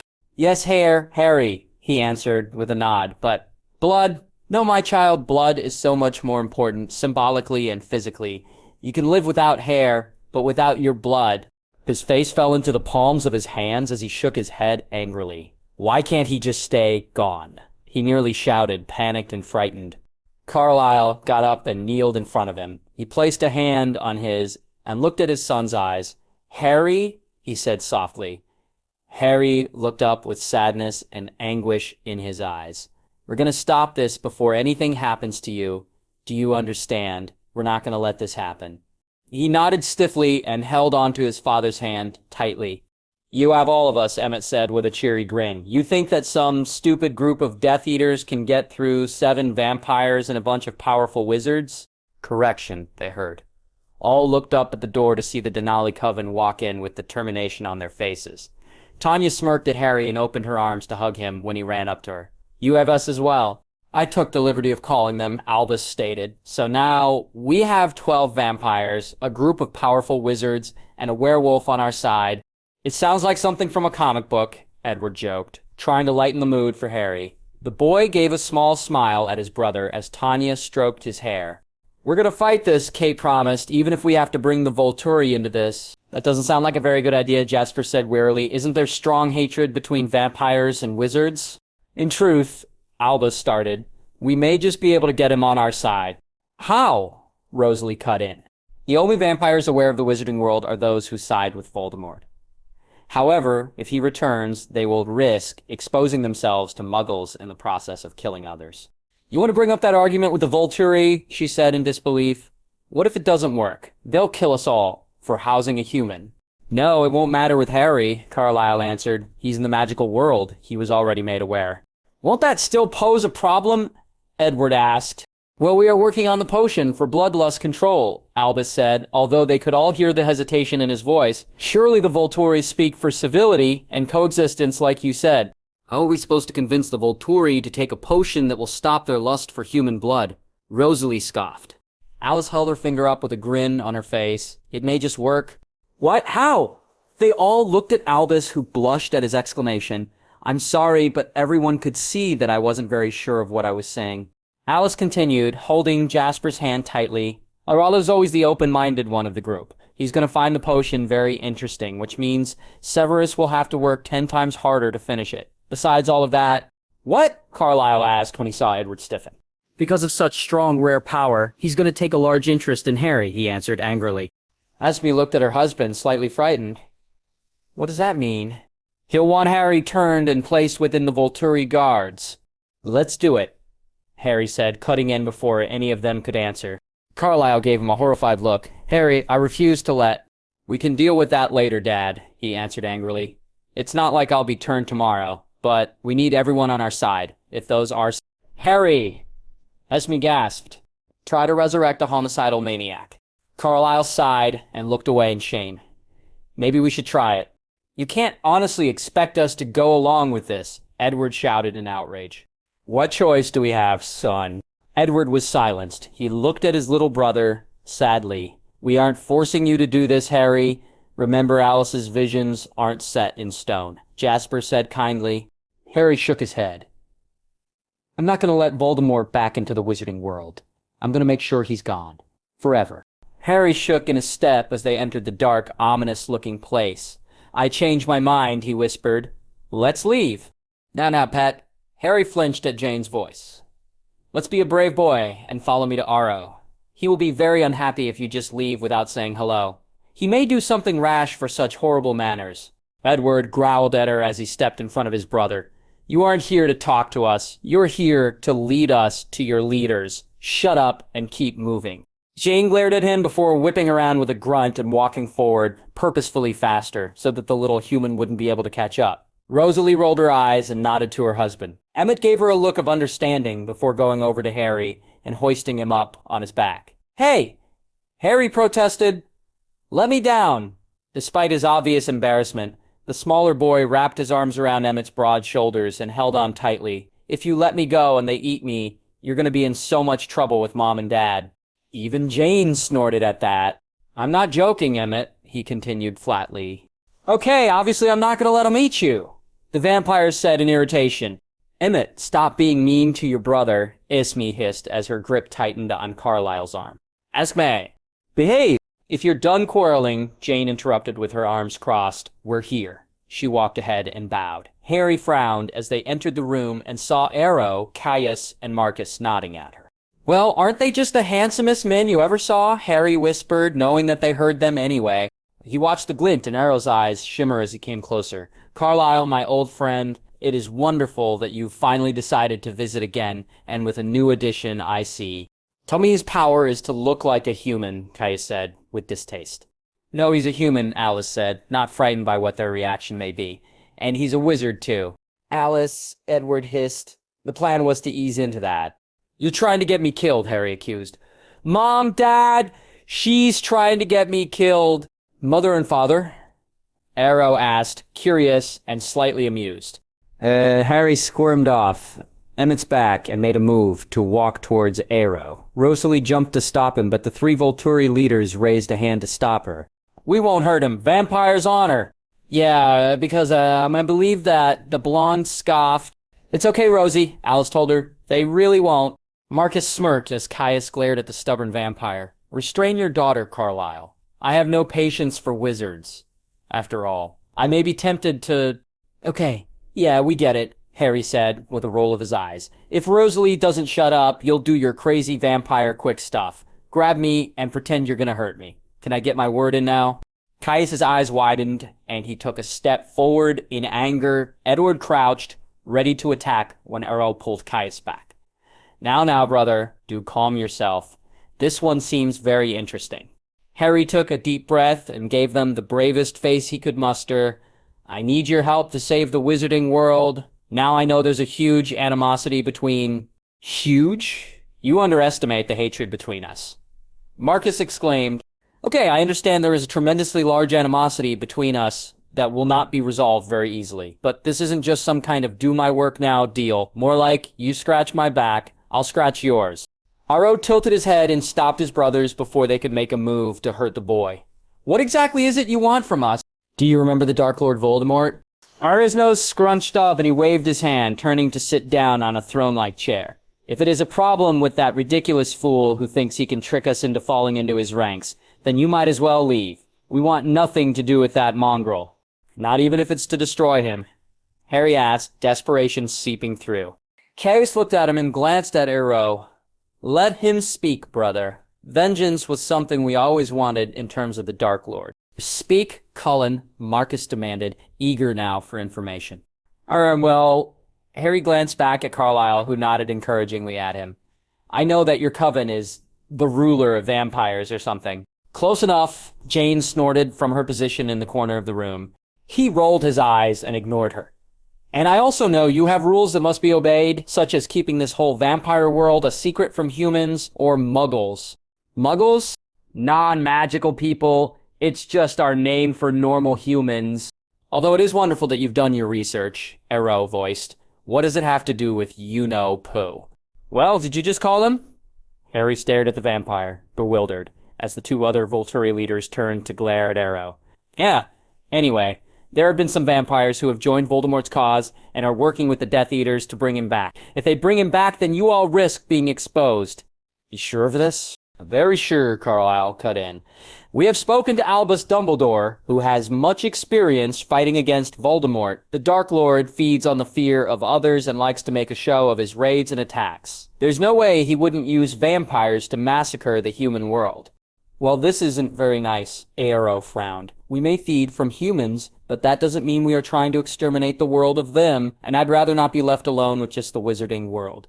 Gee, thanks, Harry told him sarcastically. I'm still not sure we should become involved with the affairs of the wizarding world, Marcus said wearily. Please, we need all the help we can have, and from what I hear, the Volturi are the best anyone can get. Flattery will get you nowhere, Arrow said with a smirk. Harry fell to his knees in frustration and bowed his head. Harry, get up, Edward hissed.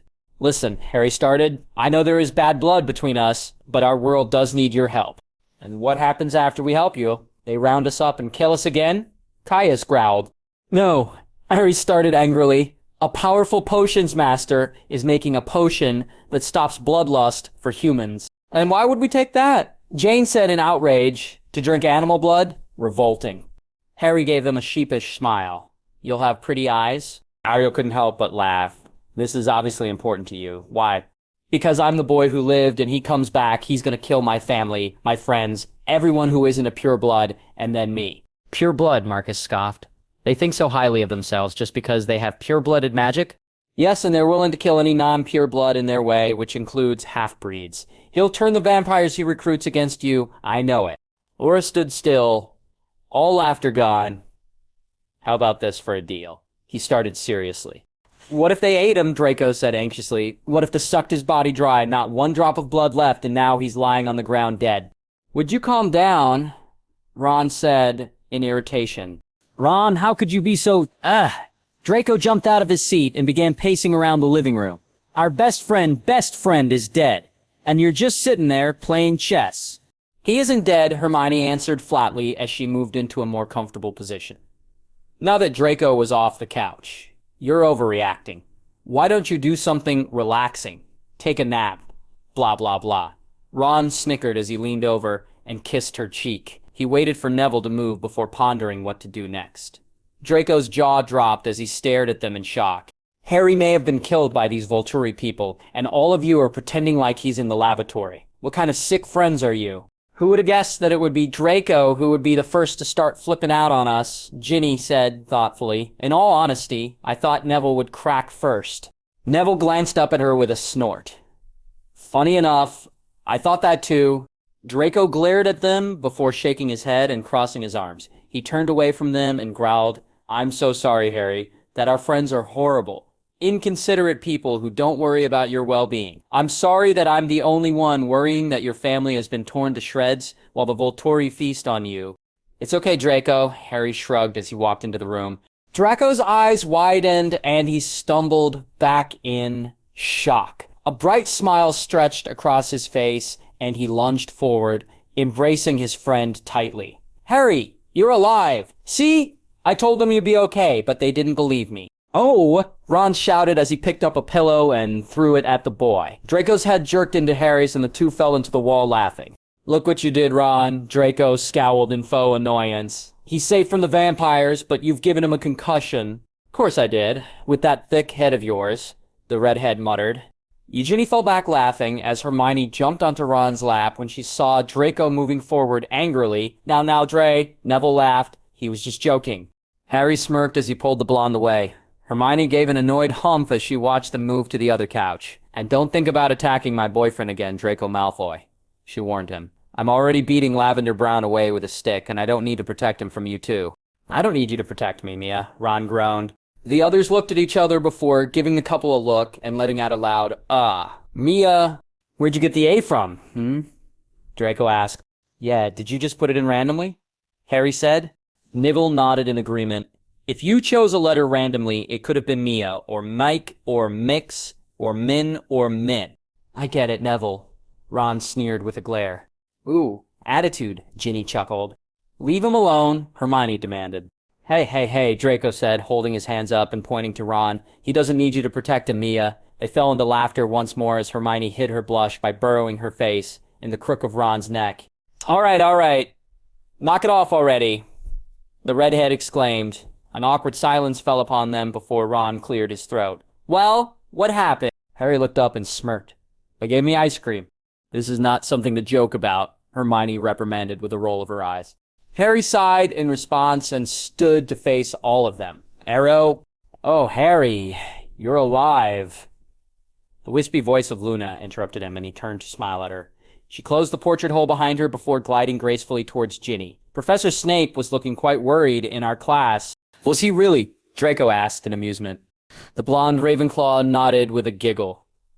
Someone in my class got high marks and he said, excellent work, as usual. Cullen and walked away. The poor boy was standing there so confused. I had to wake him from his stupor so that the Purbles wouldn't eat his books when he wasn't looking. Right, Purbles, Neville answered, nodding slowly for everyone. Or anyway, Harry, would you like to continue with what happened? Harry sighed with a frown. Aura isn't going to take the potions. What? So it didn't work? Draco exclaimed. You always make things work. You're Harry Bloody Cullen, and before that you were freaking Harry Potter. Draco, why are you so hyper? I had 5 coffees, and I didn't sleep last night because I was so nervous that you'd be eaten. He shook his head and continued. The Volturi and any other vampire that chooses to drink human blood will continue. However, Arrow was curious about Severus's first attempts. He wanted to see his notes on the potion, which we brought, of course, to convince Arrow of its efficiency. We weren't expecting him to be interested in the prior stages of Severus's work. What did he want? Hermione asked. He wanted to see if Severus had made any potions where both human blood and animal blood tasted horrible. And he did, Ron said with an excited smile. Severus was so pissed off that day because he thought he finally had it. What is he gonna do? Punish the vampires on Voldemort's side? He figures this is a more pitiful death, Harry said with a grimace.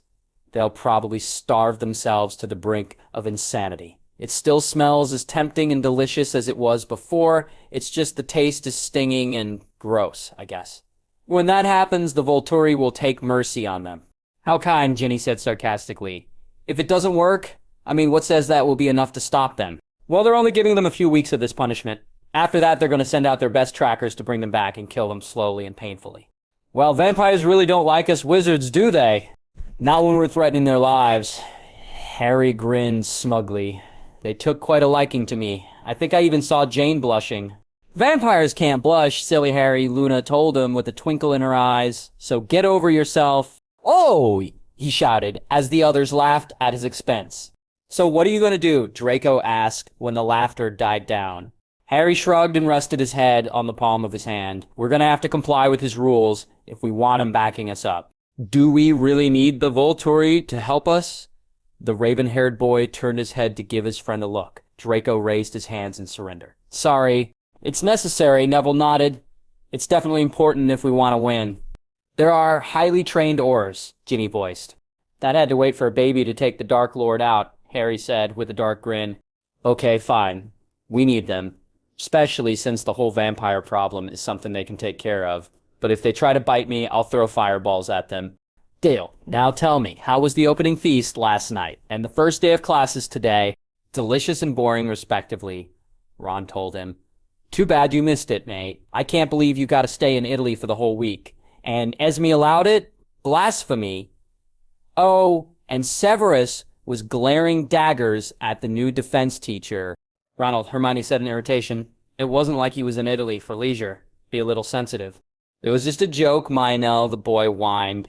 Yeah, Hermione, Draco butted in. Let the pup off the leash once in a while. Who's our new teacher? Harry quickly asked before the red-faced Ron could say anything. Ginny decided to fill him in. Some man named Wellington. Dumbledore said that he's from the Ministry. People are saying that the Ministry almost sent a woman named Umbridge, a person with a much higher position than Wellington. Why didn't they? There's nothing serious going on in Hogwarts. Nothing dangerous. The school isn't falling apart. Why send her if it isn't so important? Well then, why did they send Wellington in the first place? They all shrugged at his question. There aren't even rumors for that question, Harry. Ron snorted as he crossed his arms. All I know is that he looks like a right git. You're only saying that because he's handsome and every girl was practically drooling when he walked in, his sister accused. He rolled his eyes and nodded his head. Yeah, Ginny. Remember Gilderoy Lockhart, the man who lied to the public and wouldn't help a defenseless girl that was stuck in the Chamber of Secrets? She blushed and looked away with a hump. That's what I thought. Just you wait. Wellington's name will be on the list of Hogwarts' worst defense teachers. Ronald, have some respect. Hermione snapped. Sorry, he mumbled. Draco snorted and ignored Harry's warning glare. Arf. Malfoy. Mass breakout from Azkaban. Last night, Azkaban prison was attacked by an unknown leader and his group of followers. Although actual identities of these people could not be seen, those who survived the attack gave a description that closely resembled the once large group of Death Eaters that followed He Who Must Not Be Named. If this grave image wasn't enough, a large number of prisoners have been reported missing. Unfortunately, these were no ordinary prisoners. Among the list of the missing are Bellatrix Lestrange, Rudolphus Lestrange, Augustus Rockwood, Anton and Dolhov, and more. After further investigation, it has been found that those who have escaped were all Death Eaters. Is this a sign of the Dark Lord's return? Ron and Draco glanced at each other when McGonagall stared at Harry's seat for a few moments before continuing in her lesson. She was the fourth teacher to realize that Harry was missing from class. When do you think someone will ask where he is? The redhead whispered quietly. Draco shrugged in response. Probably in potions. Is there a problem? McGonagall questioned when she appeared in front of their desk. The two boys stared at her with widened eyes. How had she come over so quickly? No, Professor, they both answered. Hermione glared at the two. Of course she was concerned about their friend, but getting in trouble wouldn't help anyone. Then continue your discussion after class unless you want a detention tonight, she said snippily before returning to her place in front of the class. What will we tell him? Ron continued, ignoring McGonagall's warning. The truth, the Slytherin answered, looking at his friend as if there was something wrong with him. But Harry should understand the gravity of this situation, especially since he's the one who preparing to fight the Dark Lord. Keeping secrets from the people who are helping him won't benefit him at all. Telling the truth is the right thing to do. You'll see. Harry may be angry with us, but we'll have to deal with it, okay? Ron nodded slowly before crossing his arms. He hated betraying Harry's trust, but Draco was right. They couldn't hide Harry's nightmares from everyone anymore. Are you two done yet? Hermione hissed angrily. Miss Granger. 5 points from Gryffindor for talking after watching your classmates being reprimanded for the same reason. I have never seen such blatantly rude behavior. McGonagall called. The girl stared at her teacher in shock before dropping her face into her hands in embarrassment. She was going to kill those two idiots. Hermione was seething as they made their way to dinner. Ron and Draco had finally been able to stop her from running away. You have some nerve telling me it isn't your fault. If I didn't have to stop you two, what are you guys arguing about? All three jumped up in shock when Harry suddenly appeared in front of them. Blimey, mate, how'd you do that? Ron asked nervously, knowing that Severus had spoken to the boy. Harry's glare darkened as he stared at them. Now, Harry, be reasonable, Hermione told him, unaffected by his frightening look. She continued walking, grabbing Harry's arm along the way. If we hadn't told Professor Snape, then you never would have. You can't just hide this from the people we're supposed to be trusting. It's only fair that if you don't want to be excluded from information Dumbledore may give your family, then you in turn must. A hand was clamped over her mouth, and they were pushed into a shadowed corner. When Harry turned to Draco, the blonde was holding a finger to his lips. Ron was holding Hermione in a tight embrace. The Muggle-born's eyes widened as she pointed out for Harry to look at what she was seeing. Harry slowly turned his head and saw more than 24 robed and masked people walking through the halls. In the midst of them was Gregory Goyle. Well done, Gregory. You've made me very proud. I can't believe he was actually able to pull it off, one muttered. Silence your tongue, Bella, Father Draco whispered when he recognized the voice. Lucius continued, Hurry, get into the classrooms. I'll find that damn headmaster. Avery, go to the grounds. My son has written that Potter has detention today with that oaf Hagrid. Your son is probably lying, Malfoy, Avery scoffed. He may be fooling you into thinking he's spying on that brat, but there's something suspicious about... Go, you insolent fool. If Potter isn't down there, I'll whip Draco myself. They heard Avery snicker before his footsteps grew quieter. Ron grabbed Hermione by the waist and held her close to him. Without hesitation, she buried her face in his robes. When they were sure that the other Death Eaters were gone, Draco launched and pulled his father into the shadows. Lucius's eyes widened before he relaxed and glared at his son. Are you out of your mind, boy? He whispered. What if I cursed you? Father, what's going on? The blond boy asked, ignoring his father's anger. Lucius sighed and placed a hand on Draco's cheek. The Death Eaters have come to take Harry and the headmaster. What? The raven-haired boy said in fear. So soon? Why didn't you tell us? I warned Albus and your parents with the Patronus. Severus has been discovered as a spy. Is he okay? Hermione voiced quietly. He's surviving. Where is he? Harry hissed. You left him to die? Of course not, Lucius told him, offended. I threw a portkey at him. The others think I sent him to Albus's office. Dead. I sent him to the hospital wing. Madame Pomfrey is taking care of him. Well then, what are we doing now? Your family will be here in a few seconds, literally. They'll go to the Great Hall and help them evacuate the students. Some will be going down to the trophy room, while the others will be making their way down to the dungeons through the back exit of the hall. Once they're all gone, the headmaster will follow me with your family close behind. The Aurors are already in their hiding spots. The Aurors? How long have you known about this attack? Since yesterday. And you didn't tell us? Lucius wanted to strangle the boy. Harry, I'm telling you now, so lower your damn voice. What is the nearest secret passage? It's down the hall, and to the right. Hermione answered. Behind the... It doesn't matter to me. So Lucius snapped in irritation. Go to it, now. Get out before they find you. Make sure Harry is safe. Draco looked up at his father with an emotionless look on his face. Carlisle? The kind vampire looked up at the call of his name. Lucius was standing at his door, a hesitant look in his eyes. "May I speak with you in private?" Carlisle nodded. "Of course. Come in. Close the door behind you." Lucius nodded and pulled on the knob as he walked in. "What is the matter?" The wizard opened his mouth to speak, but Carlisle's laugh interrupted him. "Aren't you going to sit? That aristocratic posture you have will start to pain you one day." "Says the vampire, that's posture is perfect, even when slouching," the man grumbled as he took a seat. Carlisle gave another laugh before allowing Lucius to continue. "I have a problem, and I don't usually do this, but—" "You need my assistance?" Lucius frowned before his lips thinned, and he nodded in embarrassment. "What's upsetting you, Lucius? You are usually one to hide your emotions."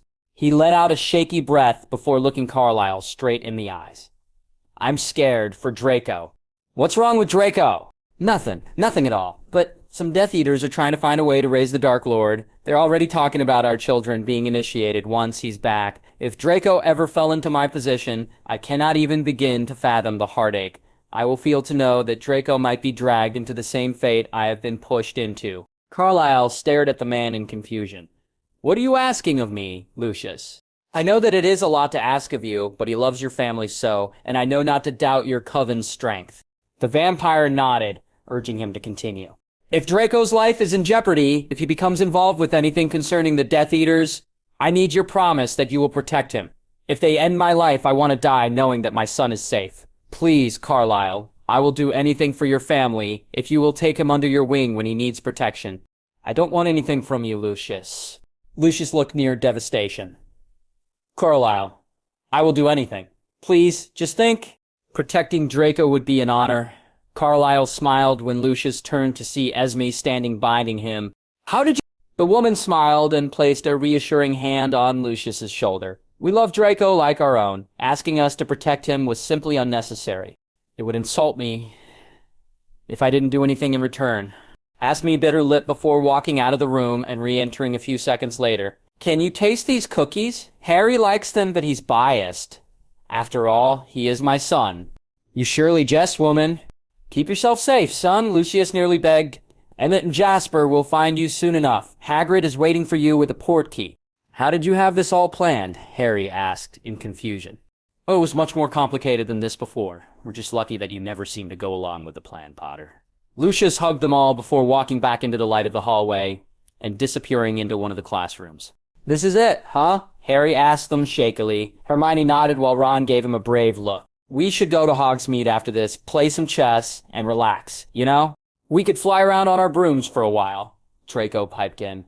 "I'm sure the school will give us some time off for being the youngest wizards to defeat a Dark Lord." "Sounds like a lovely plan," Hermione answered, earnestly, with a slight quiver in her tone. Harry smiled, giving them one last sign of assurance. Time to go. Together, they ran down the hall and away, praying that everything was going to be okay. Finally, Hagrid said in relief, when he saw the four, "I thought they'd gotten to you. Come on now. Hurry up." "Where's this taking us, Hagrid?" Ron asked quickly. "Now, I can't tell you that. Anyone can be listening. Hurry up. Grab on." When they all took hold of the portkey, Hagrid counted and they felt a tug at their navel. When they all opened their eyes and let go, they fell onto a dusty floor, which caused them to cough and sputter furiously. "Are you all right?" the giant asked. "We're fine," Draco told him. "Some warning would have been lovely." "Where are we?" Harry asked, looking around. "The Shrieking Shack," Hagrid whispered. "What?" Ron shouted, his face turning pale. "This place is supposed to be—" "Honestly, we run around Hogwarts with Sir Nicholas following right behind, and he's still afraid of ghosts," Hermione said exasperatedly. Ron glared at her. "You're lucky you're my girlfriend, and that we're in an emergency situation right now." Hermione grinned and took his hand. "Where are we going to next, Hagrid?" "We're staying here for a few more minutes till a black carriage appears outside. It'll take us out of Hogsmeade to another portkey location." They all waited in silence before Hagrid stood at the window and nodded. "There it is." Harry ran towards him and looked out. He frowned at what he saw. That ominous-looking carriage with the black horses and the cloaked figure was taking them to the next portkey. "Are you sure, Hagrid?" "Yeah, Fletcher is underneath that hood. We'll be all right." Harry shrugged. Most people didn't say nice things about Fletcher, but this was their only hope right now. "Okay, come on. Let's go." They all followed Hagrid out and to the carriage. "Fletcher," Hagrid called out. The man nodded at Hagrid's voice. "Come on, kids. Get on in." He opened the carriage door and they all froze. Inside, Wad Modungus Fletcher, tied up and shaking furiously, yelling things they couldn't understand. Harry immediately reached for his wand while Draco's fell out of his holster into his hand. The blonde pointed it up, but the figure was gone. "Back to back," Harry commanded. They all turned and pressed against each other. Hagrid pointed his umbrella up, trying to defend them all in any way they could. Ron's hand was shaking as he grasped his wand tightly. A movement caught his eye and he shouted out a stupefy. The figure fell to the ground. "Harry, watch out." All of them were distracted by the shadow that was flying towards their friend. They all raised their wands towards it, not knowing that something else was waiting behind them. Hermione let out a shriek when someone grabbed her by the waist. "Let me go," Draco demanded when two men grasped his arms. Hermione. Ron raced towards his girlfriend, but he was shot down by a Cruciatus. "Stop! Leave them alone!" Harry shouted. He heard a giggle that chilled him to the bone. "Poor little Potter. Did you think we actually believed that traitor Malfoy?" "What did you do to my father?" Draco growled. Hermione sagged in relief when Ron stopped screaming and instead lay on the ground panting. "What did you do to him?" "Don't you worry about dear old Lucius. Draco, when he dies, Auntie Bella will take care of you." Suddenly, several jets of light hit Hagrid and the giant fell backwards, unconscious. "Well, there goes the muscle of this team." Harry gasped when an arm grabbed him from behind. Bellatrix Lestrange snaked a hand around his face. "Who's next?" "You are a lot stronger than you are crazy, huh?" Harry grunted as he struggled against her. The deranged Death Eater laughed. "Bring those vermin back to the school to show to those pretty vampires. I'll take this one." Harry hissed in pain when Bellatrix jabbed her wand into his back. "You leave." "Shh, darling. It's not time for you to talk right now. Prepare yourself. You're going to go on an apparition trip." And with a last scream of "Harry" from Hermione, the view of his friends disappeared, and he found himself in a dark room, alone with his godfather's insane cousin. Bellatrix stood in front of him, with an odd grin on her face. With a wave of her wand, he was pulled against the wall by chains that latched onto his wrists, ankles. His eyes widened as he watched her pull out a dagger from the back of her skirt. "Oh, shit. Any last words, Potter?" Bellatrix sneered, laughing maniacally as she drew closer. Harry shivered as she neared before opening his mouth. "I'm sorry," he told her, with all the sincerity he had. He could see Edward and Emmett, who had just appeared with a portkey in hand, in the corner of his eye. His lids fell shut, and he turned his head away as he tried to block out the sound of his two brothers destroying his attacker. Bellatrix's pained screams echoed around the room. A feeling of sickness overcame him, and if it weren't for the restraints, he would be doubling over, vomiting at that moment. Silence overcame the room. Harry looked up, and his eyes widened at seeing before him. "Get me out of this," he demanded. "I need to get out of here. Take these off me." Emmett rushed towards him and broke his bonding. Harry gripped his mouth and ran out. Once in the other room, he fell to his knees and began gagging. Edward walked in and picked him up. "There's no time to be sensitive about her, Harry," he said sternly, gripping the portkey and walking over to Emmett. "She doesn't deserve your pity." "That is the most disgusting thing I've ever seen," the boy spat. "Was it necessary to rip her apart like that? She's not like you guys, you know. The blood is still pumping through her and whatnot. You'd think seeing us after hunting trips would make you less squeamish," Emmett muttered with a frown as his hand shot out and he grabbed the portkey. Harry flinched as he felt himself spin before immediately stilling once more. "I never saw you rip your prey apart," he answered with a glare. "We saved your life, now cut it out," the large vampire whined. "This fight isn't over yet, Harry, so don't start falling asleep on us," Edward told him. "'Cause I'd fall right into a peaceful sleep after that show you made for me," he told them sarcastically. "Would you lower your voice?" he hissed. Dolohov and Nod are still missing, along with a few other Death Eaters and Voldemort's decrepit body, if you could call it that. "And you took my back on the grounds?" Harry asked, his eyes widening in horror. "Let me go! Let me go right now!" "Harry, we have to use something as bait." "Are you joking? I thought all of you had some spectacular master plan." "Yeah, well, it didn't work out so well," Emmett told him. "Some rebellious Death Eaters saw the others getting the students out of the Great Hall." "The others? Where were you two? How do you think we found you?" Edward drawled, Alice got a vision of you being kidnapped. We arrived at the carriage a second after you were apparated out. The Death Eaters with Bellatrix weren't very brave. Emmett smirked. With one growl, we got them to give up your location and a urine sample. Narcissa wrung her hands nervously, staring at the fireplace. She shook her head and felt a wave of nervousness overcome her. Carlisle had been sent to tell her that the plan didn't work and they had to take the children up to Dumbledore's office to use the fireplace to reach safety. Draco should have come through the floor already. Where is he? She whispered to herself. That's it. I'm going. She grabbed her wand off the coffee table and reached up to get flue powder from the beautiful vase sitting atop of the fireplace. She stepped in and shouted her destination before tumbling out and finding the children staring at her in shock. Draco's eyes lit up in fury. Mother, what were you thinking? Draco Malfoy, I have never been more insulted. Narcissa, she whipped around to see Lucius glaring at her. Her eyes widened when she saw blood trickling down his face. I was just informed by Nott that not only was I exposed as a spy, but he also had a much larger army of Death Eaters take over the Ministry. We've been hiding in this room with nowhere to go because those Death Eaters have been watching the fireplaces of Hogwarts. She paled. How was I supposed to know that? Carlisle didn't tell me. Carlisle only found out minutes after fluing. Rosalie and Esme are with him at the Ministry of Magic right now, along with all of the Order. He groaned as he took his wand out. Well, who's here? We are, Draco told her sarcastically.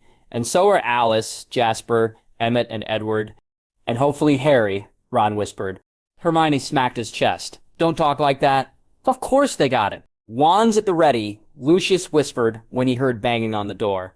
Hermione stood quickly, pointing her wand at the fireplace with Narcissa, while the others focused on the entrance. Draco, open the bloody door! They heard Harry shout. We heard you screaming at your mother from downstairs. You know, for people hiding, you'd think you'd put up a silencing charm. Lucius nearly blushed before he opened the door, still holding his wand high. His shoulders sagged in relief when he saw the vampires with the boy. Hurry, get in! Narcissa flued. Here. And we don't know if your coven and the Order have taken down the Death Eaters at the Ministry. Has there been any word on Severus? Harry asked worriedly. Because I had time to stroll by the hospital wing in the heat of battle, he answered sardonically. Before Harry could bite back, Tanya sauntered out of the fireplace with a grin on her face. Harry's eyes lit up, and he hugged her tightly. You came? Of course I did. And look who I brought along. Aroso was the next to stumble out, and he looked around. How fascinating. What a marvelous way to travel. You actually helped us, he asked in disbelief. Silly boy, Arrow laughed merrily. Those fools found our humble abode and asked us to join on their side. When we refused, they decided to throw a number of mean-spirited insults at us and actually tried to kill us. Can you believe the nerve? No? Indeed. So naturally, we came to kill them as revenge. One of my men fell because of them, he said, his eyes narrowing slightly. Which one? Edward questioned. Felix. I'm sorry. No matter, Edward. Felix died taking 3 of them with him. Let us not dwell on such sad matters. We are dealing with something very important right now, after all. So tell me, what is the plan of action? Sirius and Remus stumbled into a room, breathing heavily and looking around wildly to make sure no enemy was inside. How does he stay so strong? Sirius repanted. Remus shook his head and looked out to see Dumbledore take down a few more Death Eaters. Look at us! We're about to drop dead and he's still fighting the lot of them. What does that say about us? That we have not even an ounce of stamina, but a man probably more than 2 times older than us does. Sirius stared at his best friend, his face quickly twisting into disgust. Do you think he has a girlfriend? I don't want to think about our school headmaster's love life. Sirius, the werewolf, growled. Don't you think we should get back out there? But I'm so tired. Sirius whined, before pushing him out of the way and running back out. Remus rolled his eyes and followed him. He watched Sirius send a stunning curse towards someone rounding the corner. You idiot. They heard someone hiss. Remus couldn't help but snort when he Narcissa standing above Lucius's frozen body. What kind of stupid ex-auror are you? Oh, shut up, Sirius muttered as he ended the spell. Lucius shot up and pointed his wand at the man. Narcissa, tug on that leash you've got him on, will you? He drawled. He's being a bad dog. Why you... Lucius Malfoy, Narcissa snapped. This isn't the time. Where is everyone? Remus asked. Edward, Emmett and the girls are laying the trap down right now, Hermione said, her hand shaking slightly in Ron's. The redhead frowned at her and held her close. Draco coming to her other side. Where's all that courage you just had, he whispered to her. She smiled at him, hesitantly before straightening her back. Sorry, she apologized. It's just this is it. Harry's last stand against him. He'll be fine, Draco assured her. Don't worry about... The wall behind them exploded. Bricks and debris burst outward. All of them ducked down and watched Auro, Edward, Alice, and Emmett skid across the ground. Rosalie flew out afterwards, her clothes burning. Emmett jumped up in a panic and began trying to put the fire out. With a quick motion, Sirius waved his wand, and a jet of water ended the flame. What happened? Narcissa screeched. The Jew looked up, an embarrassed look on his face. We may have underestimated the guardsman under his employment. Edward was already running back into the hole, Emmett at his tail. Both of them were screaming Harry's name. Rosalie picked Alice off of the floor and followed them. Well, what are you all standing there for? The head of the Volturi snapped. Aren't you going to follow them? Lucius snapped out of his shock and pushed the others ahead, running into the new passageway. Alice was on her knees, the rest of them nowhere to be seen. He's gone.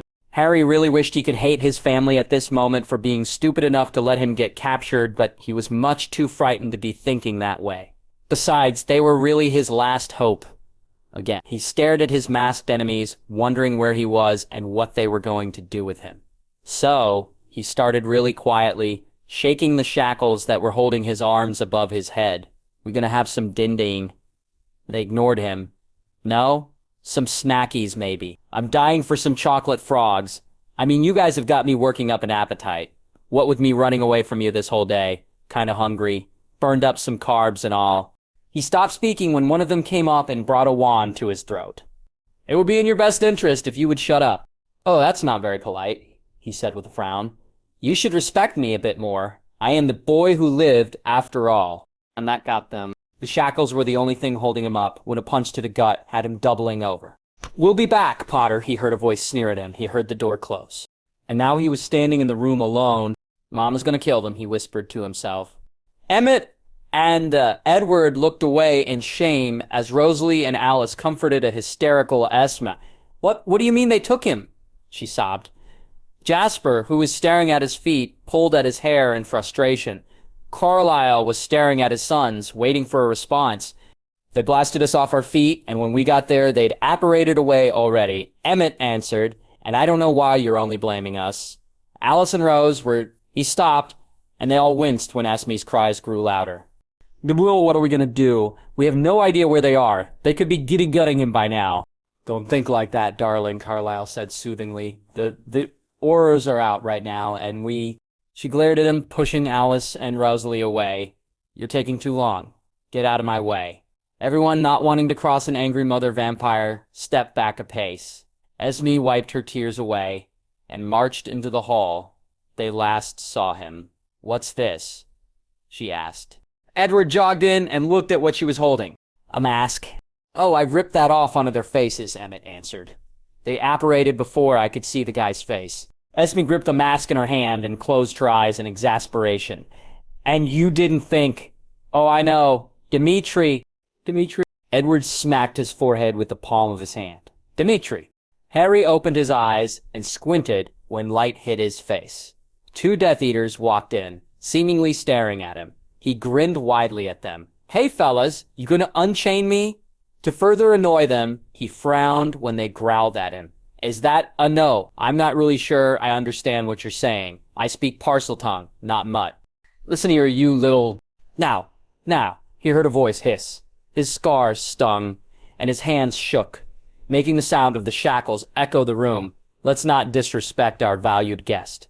Okay, Harry whispered to himself. Now I'm scared. Harry Potter, the disfigured bundle chuckled. What an honor it is to see you again. Oh, I assure you, it's well reciprocated, Harry laughed nervously, but it's actually way past my bedtime, and I think my mother might be worried about... Well, my dear boy, don't be frightened. You'll only feel pain for a little while. Ow, he nodded. Well, that's good news, but I still think I should be on my way home, so if you would just unlock these shackles, I'll be out of your hair in a jiffy. Voldemort's decrepit figure chuckled once more. I see that you use humor as an evasion method when you're in trouble. Yeah, old Tommy boy wasn't pleased with that, was he? He bit out, finally glaring and pulling himself off the wall. Bite your tongue, boy, Voldemort hissed. You dare call me by that disgusting, filthy name. Yeah, 'cause Voldemort isn't weird enough, right? Nagini! Harry's eyes widened when he watched a large snake slither in, making its way towards him. Bite him, Nagini, and use enough venom to have him withering in pain. He closed his eyes, listening to the gleeful hisses coming from Voldemort's familiar. Biting his lip, he tried to prepare for the pain he would feel, but it never came. He heard a panicked hissing noise, 2 of them. Nagini, fight her off. Harry's eyes flew open, and he looked at the ground. Melinda was wrapping herself around her foe. Nagini, only slightly bigger than Melinda, was struggling desperately, wriggling and throwing her head backwards to try and bite her, but nothing seemed to be working. Melinda's grip only tightened. Faulan, Harry summoned. The wolf appeared with a growl and pounced on Nagini's head. No, Voldemort shouted, looking at his followers in disbelief. What are you fools doing? Stop those creatures. They're killing my familiar. But it was too late. Faulan and Melinda disappeared, leaving a motionless Nagini on the ground. Harry couldn't keep the grin off of his face. He should have known those 2 would come for him. Now that they knew his location, they'd probably be off to get his family. You've done it now, Burks, Harry chuckled. Those were my familiars, and they'll do anything to ensure my safety. So they left you here by yourself? The Dark Lord spat, staring at Nagini in horror. All of you, prepare this room. We shall wait no longer. The ritual will be done now. The Death Eater carrying the bundle brought him closer to Harry. The boy hissed at the stinging in his scar. You'll regret killing Nagini, Potter. Lord, were you in love? For a second time that night, Harry was silenced by a quick blow to his stomach. Dimitri raised his head, and his red eyes looked around wildly. Finally, they settled westward. He nodded and walked forwards. This way, he told them. Edward was quick to follow, pushing the others out of his way so he'd be in front with the tracker. Wait, Alice commanded. They all stopped in their place, Edward skidding to a halt. Do you hear that? Off in the distance was the sound of a howling wolf. Fiolen. Emmett called excitedly. The wolf appeared quickly. Melinda wrapped around his leg. Carlisle got to his knees and allowed the wolf to jump on him. Fiolen, have you seen Harry? Has he called to you? The snake hissed in response. No, he was talking to Fiolen, Emmett cut in. Rosalie rolled her eyes and smacked Emmett's chest. It doesn't matter who he was talking to. They've probably seen him. They can lead us to Harry. Well, what was I doing a few moments ago? Dimitri asked sarcastically. Rosalie had the decency to look embarrassed. This is different, Dimitri, Esme answered. He isn't tracking. He knows exactly where Harry is. The wolf let out a sorrowful whimper, laying his head on the ground as Melinda slithered up Alice's leg. What's wrong, Fawon? He let out a loud bark, followed by a howl towards the moon. Harry might be hurt, Jasper said, worriedly. Fawon only ever acts like that when Harry is feeling pain. Quick, darling, Esme said to the wolf hurriedly. Get us to him. Race the fastest you can. We'll be right behind you. Fiolan nudged Melinda off of Alice's leg, urging her to wrap herself around him again. When the snake was secure, he took off, faster than vampire speed. Come on, Edward shouted. All of them ran, their feet beating roughly on the ground. Harry couldn't help it. He was screaming and shouting, squirming in their arms, as if his life depended on it. Let go of me, you bastards. Let me go. He went completely unnoticed, and his pleas did nothing to stop them. What are you going to do? Eat me? He accused when he realized that they were dragging him to a large cauldron. Shut up, Potter. A swift strike to his temple had Harry seeing stars. I've had enough of your mouth, the person on his right growled, but he was barely listening, hardly able to keep himself up. The 2 Holden were now easily pulling him to the cauldron, his feet dragging behind as if unconscious. What are you doing? He slurred dizzily.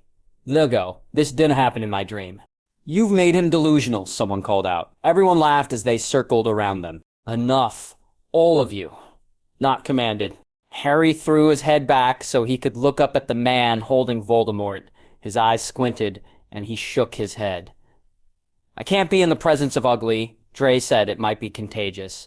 Knott's lips tightened into a thin line as he tried to ignore the boy. Harry's head lolled over the cauldron. "Soup's on," he called out as loudly as he could. He was met with silence again. "All right, fine," he shouted out. He pushed the two Death Eaters away from him with the strongest wandless magic he could use. Already weak, his efforts brought him to his knees in front of the Dark Lord. "What are you going to do to me?" he spat. He wasn't going to be weak, and he sure as hell wasn't going to scream and cry in front of his foe. "How does it feel, Potter?" "What?" "To know that you will be the one to revive me."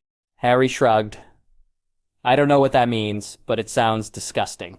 Voldemort hissed, and Harry couldn't help but bring his hand up to his scar in pain. "You shall be the one to restore me to my true form." No, I don't think I will. Thanks for asking."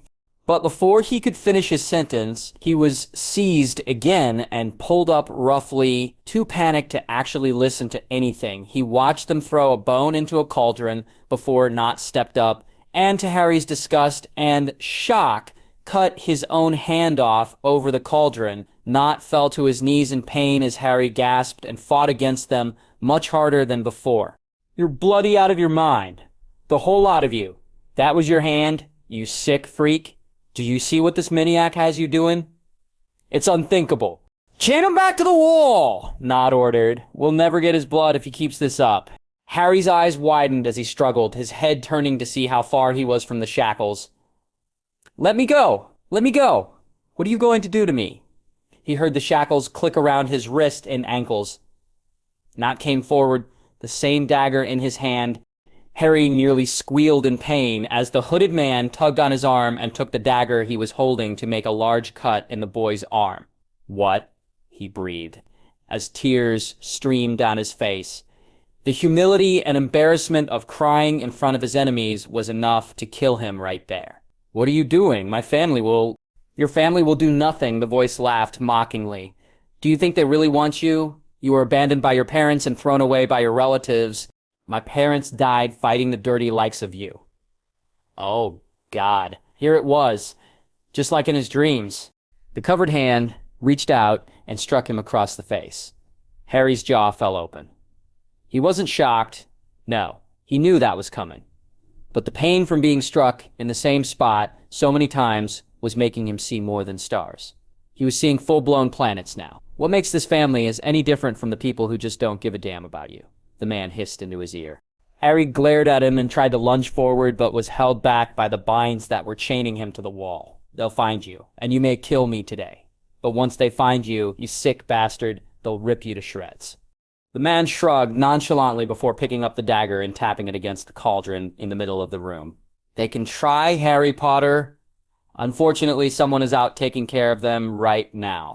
He heard that before. Those words chilled him to the bone. He let out an enraged roar as he fought as hard as he could against his chains.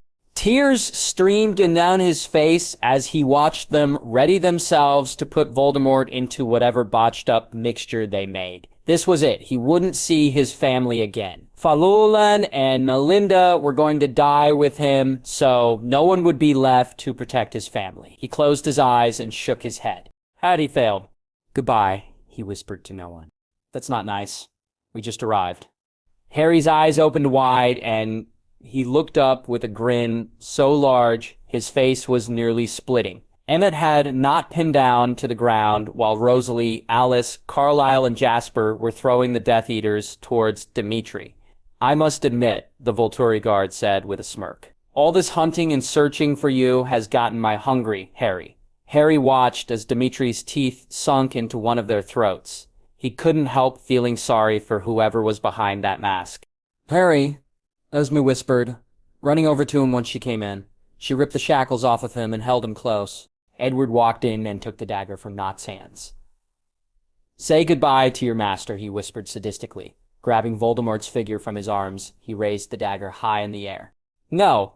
Harry shouted. Everyone stopped to turn and look at him. He got up onto his feet and walked calmly towards his brother. "What are you doing?" Nott growled. Harry glared at all in the room. He took the blade from Edward's hands, raised it parallel to the ground, and swiftly brought it down on the tiny figure's neck. He looked away when his work was done. "It's tradition that I conquer him, don't you think?" he asked them. Everyone fell into outrage as they tried to get to him. Edward took Emmett's position as the much larger vampire fell into a threatening stance in front of Harry. Edward used his free leg to kick the remains of Voldemort's body into the fire beneath the cauldron, while Emmett and Esme stood in front of the weak wizard. "Were we not invited?" Arrow asked as he walked into the room with many of the guard behind him. Caius and Marcus entered with smirks on their faces. "Master Arrow," Dimitri said with a bow of his head, "you've made it in time for the banquet. I must say, however, the dark magic within them is making them taste slightly bitter." "We'll make do, faithful Dimitri," Marcus said with a dark laugh as he walked up to a man quaking in Rosalie's grip. "May I?" "Have at it," Rose sneered. "Come on, darling," Esme whispered. She picked Harry up into her arms and carried him out of the room. "You don't have to see this." "I want it," he whispered back, but couldn't fight his falling eyelids. Harry woke up to find himself in the hospital wing. Again. For like the 7th time. He groaned and rolled over onto his side. He was alone, but the table beside his bed was covered in sweets, flowers, and balloons. He looked to the foot of his bed and found the same kind of decorations. He let out a yawn and stretched his arms up. What had happened? Ah, that's right. Voldemort had almost been resurrected. And then the Volturi came in and had an all-you-can-eat party time. "Harry," he heard. His green eyes looked up towards the door to see Hermione, Draco, and Ron standing there hesitantly. He smiled and raised his head to assure them that he was awake. "Oh!" Hermione cried out as she rushed forward and threw her arms around him. "We were so worried. You've been out for a few days already. We thought you were never going to wake up." "Your face was covered in blood and you had a concussion," Draco informed him. "My face had blood on it," Harry said in shock. "I never felt it." "Yeah, well, your family and the Volturi did when they came to save you," Ron said with a snort. "You may as well have bathed with blood, mate." Harry rolled his eyes and fell back onto his pillow once Hermione let him go. "What's been going on?" "Well, Dumbledore put your family into a magically influenced sleep," Draco started. "Even vampires could become tired after events like that. After all, he didn't want them all worrying and tearing themselves apart because you were completely out of it, so he knocked them out instead." Harry laughed. "That sounds like something he would do. Anything else?" Ron looked at him hesitantly. "Severus still hasn't woken from his coma." "He will, though," Harry told them, his hands tightening into fists. "Where is he anyway?" "In a private room, so no one can disturb his healing," Hermione answered. "Remus and Sirius are all right, although Remy's got to walk with crutches for a while. Sirius has bandages wrapped around his forehead, but he thinks he looks like some tragic hero, so he doesn't mind them. Most of the Order are all right." "Who didn't?" he asked quietly. "Tonks is in a coma as well. Shacklebolt is recovering at St. Mungo's, and Moody—" "What happened?" They all looked down at the bedspread, unable to meet Harry's eyes. "Moody was killed by a new Order member who turned out to be a Death Eater." "Moody?" Harry said, in horror. "Alastor Moody was found after Crouch Jr. was caught. Mad-Eye was quite eccentric. But when Harry met him, he knew he had to strive to be like this man. Nothing got past him, but Grandpa Albus said he always had his guard up. There's no way Moody was killed by some spy Death Eater." "He knew all along, Harry," Hermione said sadly. The man's mission was to get close enough to Dumbledore to kill him. Moody had followed him to a meeting and heard everything. On the night of the battle, he took a polyjuice potion and made Albus promise not to come out of the headmaster's room for an hour. Harry closed his eyes and shook his head. "Grandpa Albus isn't upset, is he? I know they were good friends." "He's as fine as he can be, Harry," Draco told him sadly. Harry nodded. "Anything happy happen?" Hermione grinned. Dumbledore was given information that the reason why Voldemort has been surviving for so long were these things called Horcruxes. It's when you split your soul and put it into an object. Voldemort made many, 6 of them. But Dumbledore has suspicions of what they are, so Aurors are out searching for them already, she said happily. "If they're found, they can be destroyed, but Dumbledore won't tell us how." Her happy smile turned into a frown. "That's great, though," Harry said with a smile. "Any other good news?" Draco, Hermione, and Ron all grinned at each other. Draco pulled him up and slapped his back. "Come on, mate. Let's get you changed, and we can bring you to the Great Hall for breakfast." Harry's eyes widened when a large uproar of cheers and applause began to echo the Great Hall. "Everyone's been celebrating their hero's safety. Your family are Wizarding World heroes now, too, Harry." "For saving you, that is," Draco laughed. Seamus, Dean, and Neville all came running at him. He laughed when they enveloped him in a huge hug. "Unbelievable, Harry," Dean said. "Of course you'd survive it again." Don't get too excited, mate. There's still a lot of unfinished business, he answered over the loud cheering. Harry, they heard, the boys let go so that Ginny and Luna could pull him towards them. Both of them had tears streaming down their cheeks. We thought you were dead, Ginny sobbed into his shoulder. He rolled his eyes and watched Ron pull his sister off of him. Hermione tugged Luna off with a laugh. Harry's eyes widened when Hagrid hoisted him up in a tight bear hug, always defying the impossible. Harry laughed as he looked up and saw Dumbledore smiling kindly at him. He couldn't help it. He had been tortured and almost died. Damn it all to hell, he was going to enjoy this fanfare while it lasted. Severus Snape had a killer headache. And it didn't help that Harry Potter Cullen was sitting on top of him, incessantly rambling on about waking up and whatever the hell else he was saying. You will kindly remove yourself from my body, Cullen, he groaned. CV poo ear, Draco squeal. Of course I would wake up only to fall into immediate torture, he muttered. Now Severus, Ron frowned. The man opened his eyes and stared at the ginger boy sitting next to him. We've been waiting for weeks for you to wake up. You can at least be nice. Weeks? Severus asked in concealed shock. What has happened so far? Well, I chopped Voldemort's head off and Edward threw his body into the fire, Harry said with a grin. That's before Voldemort was restored to proper form, so don't think he's oh so strong, Hermione said with a roll of her eyes. Oh, I'm so sorry for taking it the easy way out. If there's a next time, I'll be sure to have him all nice and proper before I kill him. Ron snorted in laughter before turning back to Severus. The Cullens are anxiously waiting for your return, as well as Sirius. The mutt survived. Severus groaned as he rolled onto his side. And Dumbledore is out looking for Horcruxes with a bunch of auras and Order members. Horcruxes, Severus said in horror. What? Why? Voldemort's Horcruxes, that is. Can you believe the nerve of that man splitting his soul every which way and whatnot? Harry's eyes suddenly widened. Hey guys, if tiny bits of Voldemort's soul went into me when he tried to kill me, when I was a baby. Hermione's eyes widened and Severus nearly fainted into unconsciousness. Is nothing ever going to be simple for me? Harry groaned.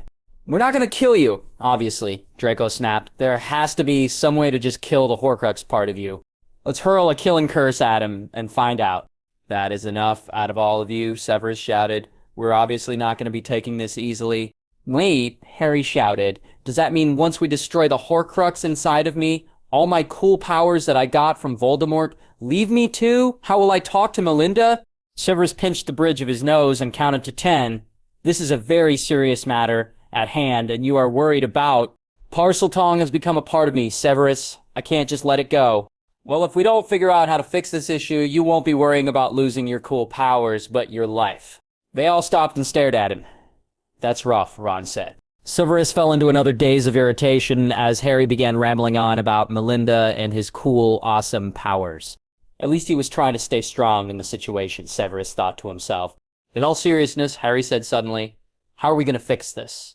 Severus placed his hand on Harry's shoulder. We'll find something, Harry. I promise. And you'll protect my powers? He groaned and put a pillow over his face. Leave now. All of you. Harry smiled and hugged the man again. Thank you, Severus. I should probably go tell my family about this. We'll go with him, Draco said. No, wait, Severus said with a sigh. He sat up. Let me come with you. This will be hard to explain. Harry nodded slowly. Can we do this soon? I don't think I can let this stay in my mind for so long. He laughed quietly. Severus patted Harry's cheek. Cheer up. We'll figure it out. Harry nodded. Come on, mate, Ron said. The hard stuff is almost over. Yeah, Hey, wait. Melinda's my familiar. I don't have to worry about us understanding each other. Of course I'll still understand her. Ugh. Hermione groaned, stomping out of the room. Absolutely ridiculous. I'm going to the library to research. Burn me that one, Ron said, stuffing his hands into his pockets as they walked out to leave Severus to change. Absolutely barmy. Severus shook his head as he got up and made his way to the bathroom to wash up. All of them were much too ridiculous. Venom, Dumbledore said cheerfully. Of course, vampire venom is nearly as strong as basilisk venom, and that's exactly what Harry used to destroy the Riddle's diary. You can't be serious, Esme said in a panic. What if we turn him? Well, that's the risk, Albus told them. There has to be something else, Edward pleaded. We can run him through with the Sword of Gryffindor, Severus answered flatly. Something else, Rosie spat. I think this is the only thing we can try, Carlisle told them. If he becomes a vampire, then fine, At least the Horcrux is destroyed as well. He is not going to become a vampire, Rosalie said angrily. I won't allow it. Can we remember that this is my life on the line? Harry frowned. We have to do it. A vote. Edward said firmly, a family vote. I vote yes, Remus said quickly. It's the most plausible thing to do. There is no way the Horcrux will survive vampire venom. Basilisk venom can kill, but vampire venom gives new life. They're both equally powerful. I have to agree with him, Sirius said slowly. I'm sorry, Edward, but I won't lose another person to Voldemort. No, Rosalie said firmly. We can find something else. I know we can. Sorry, baby, Emmett told her, but I'm going to have to agree with Sirius and Remus on this. So do I, Carlisle said.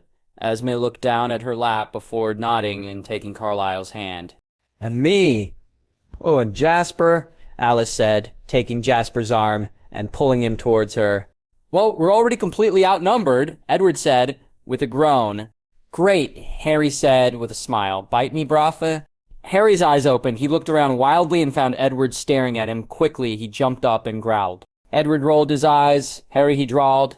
Harry fell back onto the bed with a groan. Ah, man. Why aren't I a vampire?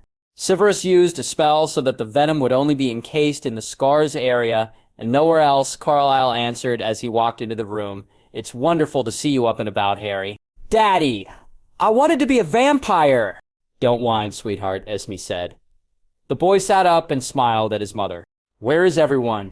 Rosalie is down in the Great Hall with Emmett. She's been terrified that the spell wouldn't work, so she's obviously much too anxious to be coming here. Didn't Alice tell her I would be okay? Alice giggled as she hopped onto the bed with him. I wanted to keep it a surprise. What song were you singing this time? That double toil and trouble song that the Hogwarts choir sings.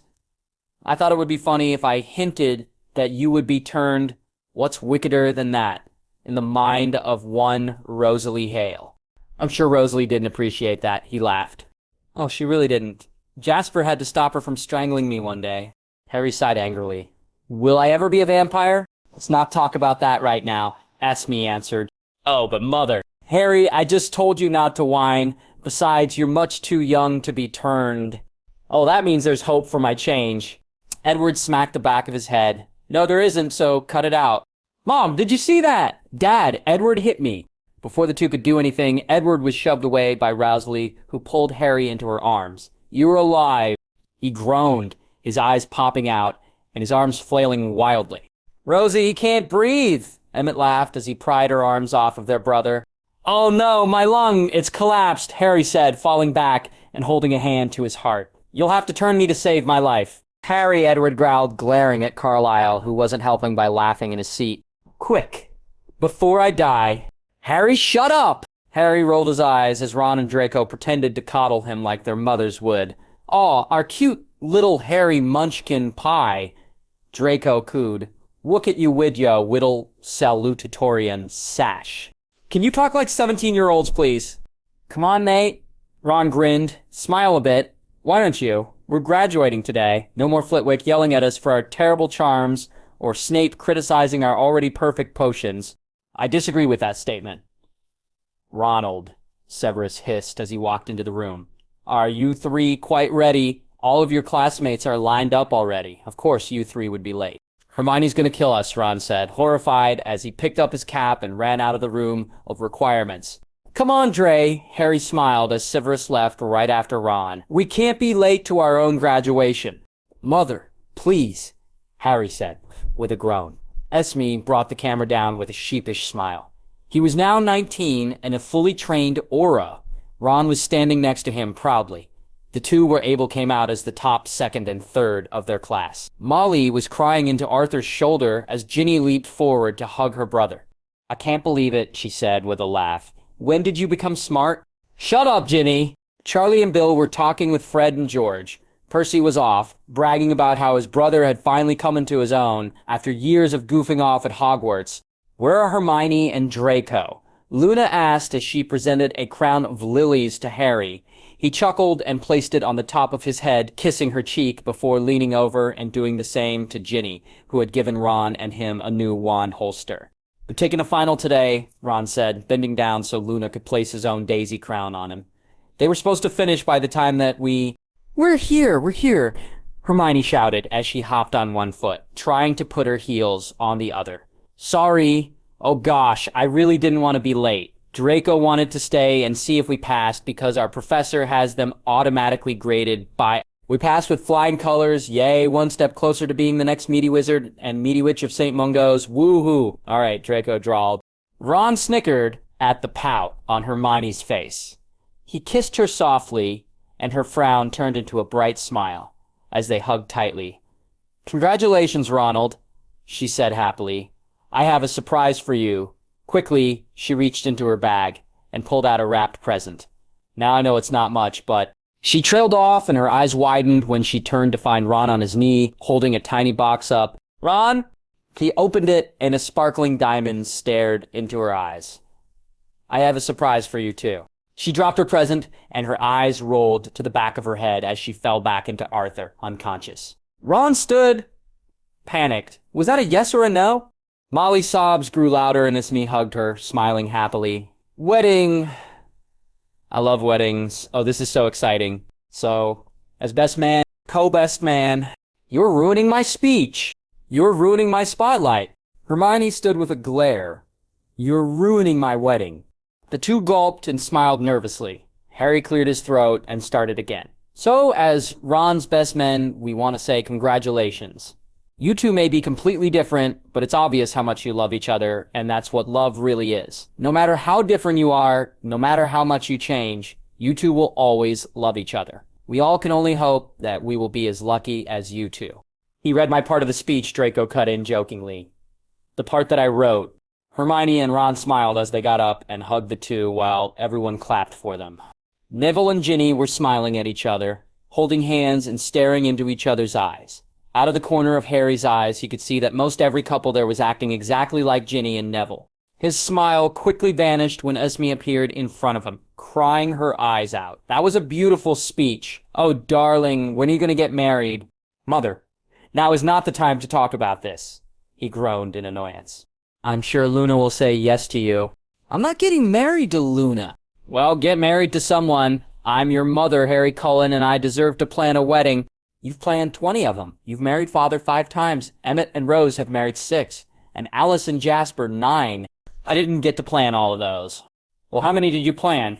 15 of them. Oh, Harry, please. Mother. I'll do Draco, I'll do. Would you grow a pair? Draco snapped in irritation. Whatever you are doing to my arm hurts. You've been an Aurora for 3 years. I think you should be accustomed to pain by now, mate. I demand a new meaty wizard. Where is Hermione?